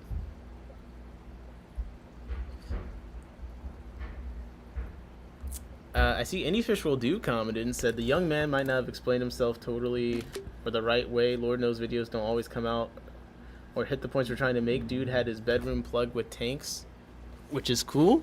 I mean, I guess. oh, here we go. This is what we're talking about. This is a KG Tropicals classic comment right here. This person has their pulse on it, and honestly, I don't think it's a bad idea. Top 10 list idea. Top 10 list idea. I would be interested in seeing your favorite top 10 fish keeping YouTube channels. I'm always in search of new channels to watch. It would be helpful to check out the ones you like from someone I trust or something like that. Wow. And apparently he used to do that. So, and this is the one I read before. I just realized that it wasn't on the screen. That Stone Aquatics commented. Nick Big Bath Drama. Nick Drama is your new nickname in the fish world? Bro, I'm not the drama. I'm literally not the drama. We're all friends here. We all know each other. I'm not gonna why talk about it in a shadowy room. I'm not the drama. I'm just commenting, discussing the content, the discourse. I'm joking. No. You're trying to denigrate. You're trying to take down my character. I get it, man. I get it. This is what I have to fight against, folks. I mean, in my short period of time, I've already received death threats credible death threats. I've already had someone call my phone. I've already had someone, send me, my address to me or something like that, and say they're gonna shoot me and all sorts of stuff. So the bar is pretty low. Empire Dirt said, "You're the drama seeker, not the drama." I'm not seeking the drama. I didn't make the live stream about what's its face. Nick, don't shoot the messenger in my tanks. It's all lowercase, Fathom. I appreciate you make it lowercase when you talk about me being the messenger getting shot. Just no drama, Nick. Yeah, no drama, Nick. That's me. The drama reporter provided a certain... Guys, this is not the narrative. This is not... I am a mild-mannered fish nerd that talks about fish and vertebrates, reads research papers, and enjoys doing deep dives into parts of the hobby not commonly explored on such an intricate and close-up level, an intimate look at the boring, drab parts of fish keeping, made interesting by the passion of those that work in the field. There we go. Oh, and then Bob just says, I'm the isopod antichrist. Come on. The isopod antichrist lurks. Okay, I see what you're saying. Okay, I'm not the antichrist. Didn't mean to insult your branding. I mean, Bougie said can't damage that brand. I got 1.5 thousand subscribers. I got a brand. Next week, Fathom Aquatics belittles YouTubers by misspelling their names. No. I mean, what? This is what I would do. This is the level it'd have to be for me to make a title about something dramatic next. Like, it's got to be something, like this. Maybe I could do... I still haven't really talked about how dumb Luke Scoldies is for burning his face off. There's some business stuff coming up. I think that's what I really want to look at. There's some business, like trends in aquarium business. That kind of stuff might make it into a title sometime around here. It's all super niche, like no one really cares about it except for us, but that's what I'm talking. It's so we could discuss. That's why I kind of like doing it live as opposed to doing like videos. I think it would feel more of like I'm trying to do a gotcha thing if it was a video. With a live, it's like a discussion. And we kind of figure it out, and a lot of times we give both perspectives on any side of what we're talking about. I try to. Barbara said, I'm glad you talk about this stuff. It's stuff people are thinking anyway. That's how I feel. Where's Jeff's comment? I'm trying to find Jeff's comment. Jeff, you said the comment was visible, but I'm not seeing it. Just let me know which video. Wait. Aquafunk commented on this. Also, did you guys know that Aquafunk only talks in all caps and text? I didn't realize this until, because we were texting already to set up the stream before, like I hadn't made a topic or anything, so it seems like it's just we popped out when it happened, but I've already been like I hit up Jorge for his number a couple days ago, and we've been working on getting him on here. On the KG stream, I'm not seeing it. Some people have a fish room. Luke Goldie has a fish greenhouse. I don't argue with people because the fish world is small. I don't want someone at an event and have to slap for talking crazy at the internet. That's kind of why I talk about it, because the fish world is small, and I'd rather talk about it than like just gossip, quietly. I'd rather just slander people publicly. I'm joking. I don't slander anyone, but you get the spirit of what I was saying. And I would never say anything on here that I wouldn't say in person or stand by in person. So that's another tenet of what I do here, is that just anything I say on here is just what I would honestly say or think elsewhere. This is how I talk. Sorry. Okay. What does he think he's Eduardo? Fathom said, sent you just comment on Discord. Okay, perfect. Thank you. Okay.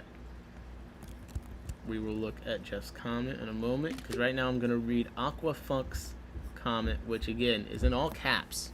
It's just very unhinged, but here it is. Aquafunk officially said, Okay, I don't comment on videos all that much. Okay, what voice do I do for Aquafunk? I don't comment on videos all that much, but in this case, I'm going to chime in just a little bit, because I think things like this is interesting / funny on a social level. I'm not ready to stick up for KGTs, but I have strong thoughts about this subject for a long time. When it comes to creators having an opinion on other channels, it seems like it's only acceptable to say good and wonderful things if it's not some kind of sin, but only for bigger channels. If the creator expressing the opinion is larger, it's seen as picking on a smaller channel. I don't think that's true or fair. This young man made a vid judging what seems to me to be something all big channels with large, fancy, expensive aquariums. He's judging all big channels with large, fancy, expensive aquariums. Why is it okay for a channel to make a public vid having a negative opinion on a big channel, but taboo for a big channel to have a negative opinion on that same judgmental vid? When a person puts himself on a public platform, they should accept all public opinions, good and bad. I understand. The age of the young man is an issue for a lot of people, and I get it. While it's been years since I've spoken to John and Lisa, I truly believe that had John seen the video before the live and knew the creator was so young, he would have proceeded with kid gloves. If the creator was an adult and made those comments with the same tank setups, I'm sure no one would have had a problem with anything. As someone who's had a personal relationship with John in the past, I agree he can be kind of cold around the edges, but he's not intentionally mean person. As far as people leaving negative comments on that man's vid, they did that on their own. To put all that blame at KJ Tropical's feet is holding him accountable for the actions of others. Don't buy into that.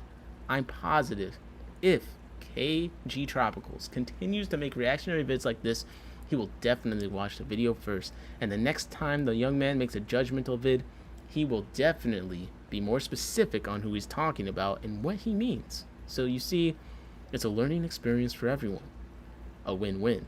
On a personal note, I'm a childish and confrontational person by nature, so I liked it, and I hope he does more reactional vids, but maybe mix it up with good and bad vids so people don't go completely crazy. Sincerely, Aquafunk. Brought to you by Caps Lock. That man can barely read. Shut up. Funk didn't write that. Too many big words. I'm telling you guys, you guys are underselling him. Come on. See, Aquafunk's all castle all text is a beautiful piece of art. Prison, what the hell is that? Bougie said a fathom 100%. See, it's a piece of art. See, I'd rather hold it in, keep it to myself, let it fester, and secretly hate people. It works so far. Offended, he shouted the whole thing. I'd like to think the caps lock isn't shouting, it's just, it's emphasis. It's kind of like when someone says, I'm not yelling, I'm just passionate. Funk used AI to write that? No, that wasn't AI. That was not AI. I'm super biased because of Aquashella. I was covering a heavy tank by myself, and John laughed and told me I was an accident waiting to happen. That is kind of a dick move. Every time I carry a heavy tank somewhere by myself and I think that I'm fine, people at the clubs always rush to help me. So I would definitely say that in the fish spaces I've been in, if you're carrying a tank, even if you obviously got it, people usually offer to help. This seems to be a thing. Bob Bravo said, based comment by Funk. Yeah, good comment, Funk. He didn't first people to comment, but he instigated them to comment. I mean, I think I agree. He's not responsible for people commenting, but as a larger channel, he's going to know that if he does it, then there will be some. Now, I still don't think he should hold the responsibility for it, but there is some nuance there to, just the responsibility of having a larger platform, right? It's even like me. Like, I don't have a large platform, but sometimes I had to catch myself when I'm talking too badly about a company or something, because I don't want anyone to think I'm trying to rile up a mob to go and, get someone.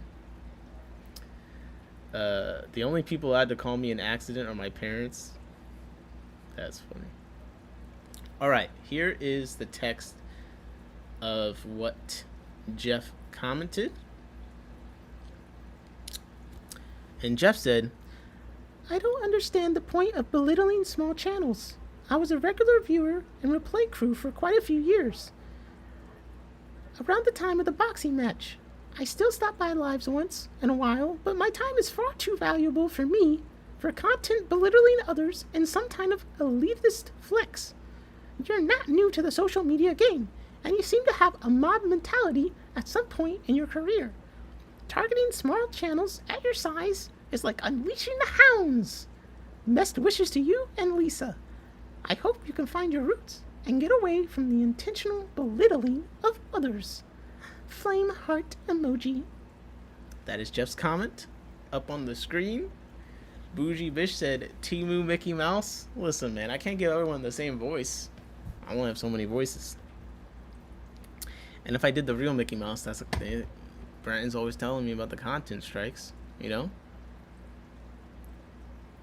People at your club probably don't want to take you to the ER you throw out your back. JK, they sound like nice folks.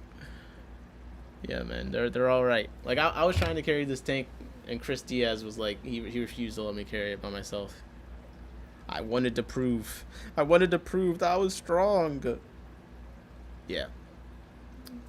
Nick, what's my voice? I don't even want to attempt. You haven't said anything worth reading out loud in a unique voice. Sorry, Brandon. You're gonna have to do a good comment or something like Aquafunk. You're gonna have to start some drama. Brandon be talking a lot of shit about people in the chat immediately. So like he definitely he's on that kind of timing. Like he's always I'll bring up someone, he'll just be like, yeah, that person's the worst person I've ever met. Do the rest of the stream in the voice. I don't think people would like that. Bare Bottom Branton is not Matt Damon. Branton is like Herbert from Family Guy. Oh my gosh. Got all these wild things to say about people in our community. You know, we should be more careful with our words, not just speculate, pontificate, contemplate, and conversate about things that we know nothing about. You ever think about that? Yo, someone drop a beat right now. About to do the Scuds diss track.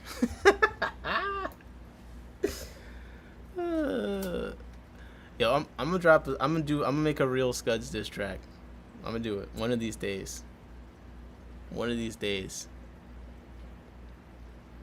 I need a list of all the Scud shills. I'll name drop them all. Fathom, I could probably make that happen. Branton as Herbert. Oh wow.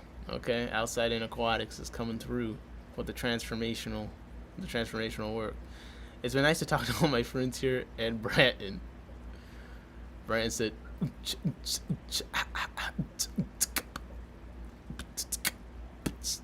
he's trying to beatbox on the toilet.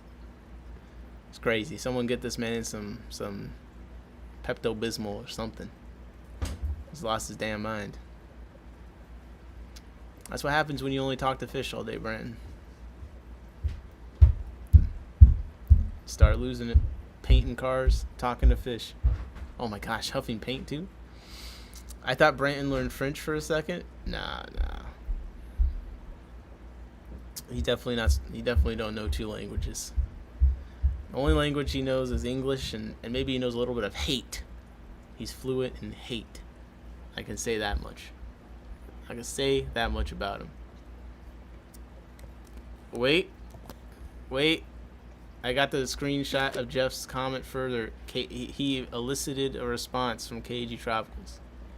That's another thing. If I had 500,000 subscribers, I would still respond to a lot of comments, but comments like this, I don't know if I would respond to or not. At least I'd put in a better effort than this. Okay, KG Tropical said, elitist flex, you're hilarious. Then Jeff Kane responded, I can't think of a better way to word it, but definitely felt like a schoolyard bully situation. Looking in from the outside and seeing the outcome on the kid's channel after the fact. Just a point of view from the outside looking in. Enjoy your holiday, and I hope you're able to have a great cookout. Brandon, the kind of guy to know half a single language. Speaks good poop emoji talking. There you go. Charmin wants to sponsor Brandon's channel. That's funny. Oh gosh, Mickey Goofy voice. What voice do you want? I can't just read things in a voice. Nick is killing me with that voice. I can't just read things in a different voice so you guys know who's saying it and that it's not me.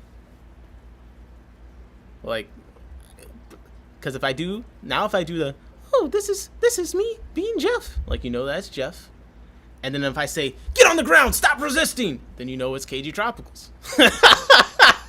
Sorry, that was bad. Oh, I'm sure he was a very great protector of the community. I'm sure. That was just a joke. It's just a joke. Okay? We could do prime time too, you know? Mr. Kane, I noticed that the paper you turned in was just stick figures. You do realize I'm going to have to fail you. Okay. Whew. Absolutely unhinged stuff going on here, people. I just want you to know that, again, as I've said in the past, as I'll say in the future, as I'll say right now, we are without a doubt, without a question, without parallel, without even someone within an inch of second place, the hardest working fish, invert, reptile, hobbyist, adjacent, multiverse stream in existence. I just want to point out, we've broken 3 hours. We did a 4-hour stream yesterday and another 3-hour stream the other 2 days ago. Why the hell am I spending my free time providing this much content? Because it's a lot of fun hanging out with you guys. So I just want to say, just pointed that out. We have to make sure the narrative's right. Right now, we are the hardest working hobbyist live stream in the world, international. No one does it like us. No one does it like Bear Bottom Brand, Bougie Bish Fish, Fathom Aquatics, Barbara Jackson, Skull Aquatics, Outside In, Beto Brownwater, Poo2 Bird. Oh my gosh, Bob Bravo? No one does it like Bob Bravo. No one. Aquafunk, Empire of Dirt, Ross Baltimore, Steve. Yeah. We're cooking here, folks. We're cooking. Why does he look like Jano Slint from Game of Thrones? I have not watched that. Nick, you're basically the new Mr. Worldwide, hashtag 305. That's right, Mr. Worldwide. Talking about, wow, a comment on a fish channel. Hanging with me? Oh man, I hate that. What do you say, Mick? Steve's Nanochromas might be working harder, TBH, bro. I hate you. I freaking hate you. I hope my Nanochromas have some fries soon. There's a... I have some hope. There's some in the tank down there. There's a pair. They've been acting like they're on eggs. I mean, I've had eggs a few times. It just hasn't panned out yet, so... Oh, Scuddy, Nona. Everyone's saying hi to each other. Okay. I am famished, folks. I am absolutely famished. I'm starving. I'm hungry. I'm hangry. I'm feeling a little bit peckish. I'm feeling like perhaps I could use a snack, a meal. I haven't eaten yet today, honestly. So, just saying, sitting sideways is bad for your back. Make sure you have good posture. No, I have terrible posture. In fact, I've been working on correcting it because I realized that I've not been breathing. I've been breathing at 20% capacity for the last few years, and it's basically been completely hard capping my brain power capacity, my fitness, everything. So I have been working on my posture, but it's not good right now. No, you're right. But it's a long battle. We'll get there. But I appreciate. It was a Pitbull joke. You know what, Jeff? If you talked like Timu Mickey, I wouldn't fall asleep. That's funny. But yes, I'm hungry, guys. I gotta get off. It's another 3 hours. I want to hear more complaints. Scotty, if you stopped watching videos on 2x speed, maybe you wouldn't need 20 hours of content to sustain the void of a soul that you're working with here. Okay, go play with your cats, feed some fish. If that's bad for your posture, I could only imagine what Brad does. Yeah, no, thank you to Funk. There's a fantastic stream. A lot of new people popping in. I appreciate it. Sorry if I didn't get to your chat, but hopefully I got to most people. Feel free to leave a comment. I'm good at responding to comments. You can accuse me of getting divorced. You know, I won't yell at you too much. Just say whatever you want. I'll respond in kind. Be nice to each other. Bougie said, "Bummed I only caught the end of the stream." Yeah, this is a good one to replay. We were cooking with this one. It was quite fire. So hopefully I can keep following up with some interesting stuff. Scotty said, "Replay Emily double time." Precisely. And with that being said, this has been not only a stream of all of us together. This has been, you know, on an individual basis. I'm talking to you, and you know, 1 to 2 people at a time. I'm having conversations between me and one person, 10 people, 20 people, no people at the same time. And if you think about it, it's almost like it, even though it's many of us, sometimes it's like it's just the 2 of us. We can make it if we try, just the 2 of us. Just the 2 of us. Just the 2 of us. Building big castles in the sky. Just the 2 of us. You and I. And not only has it been just the 2 of us, it has been in my tanks. Reporting for duty.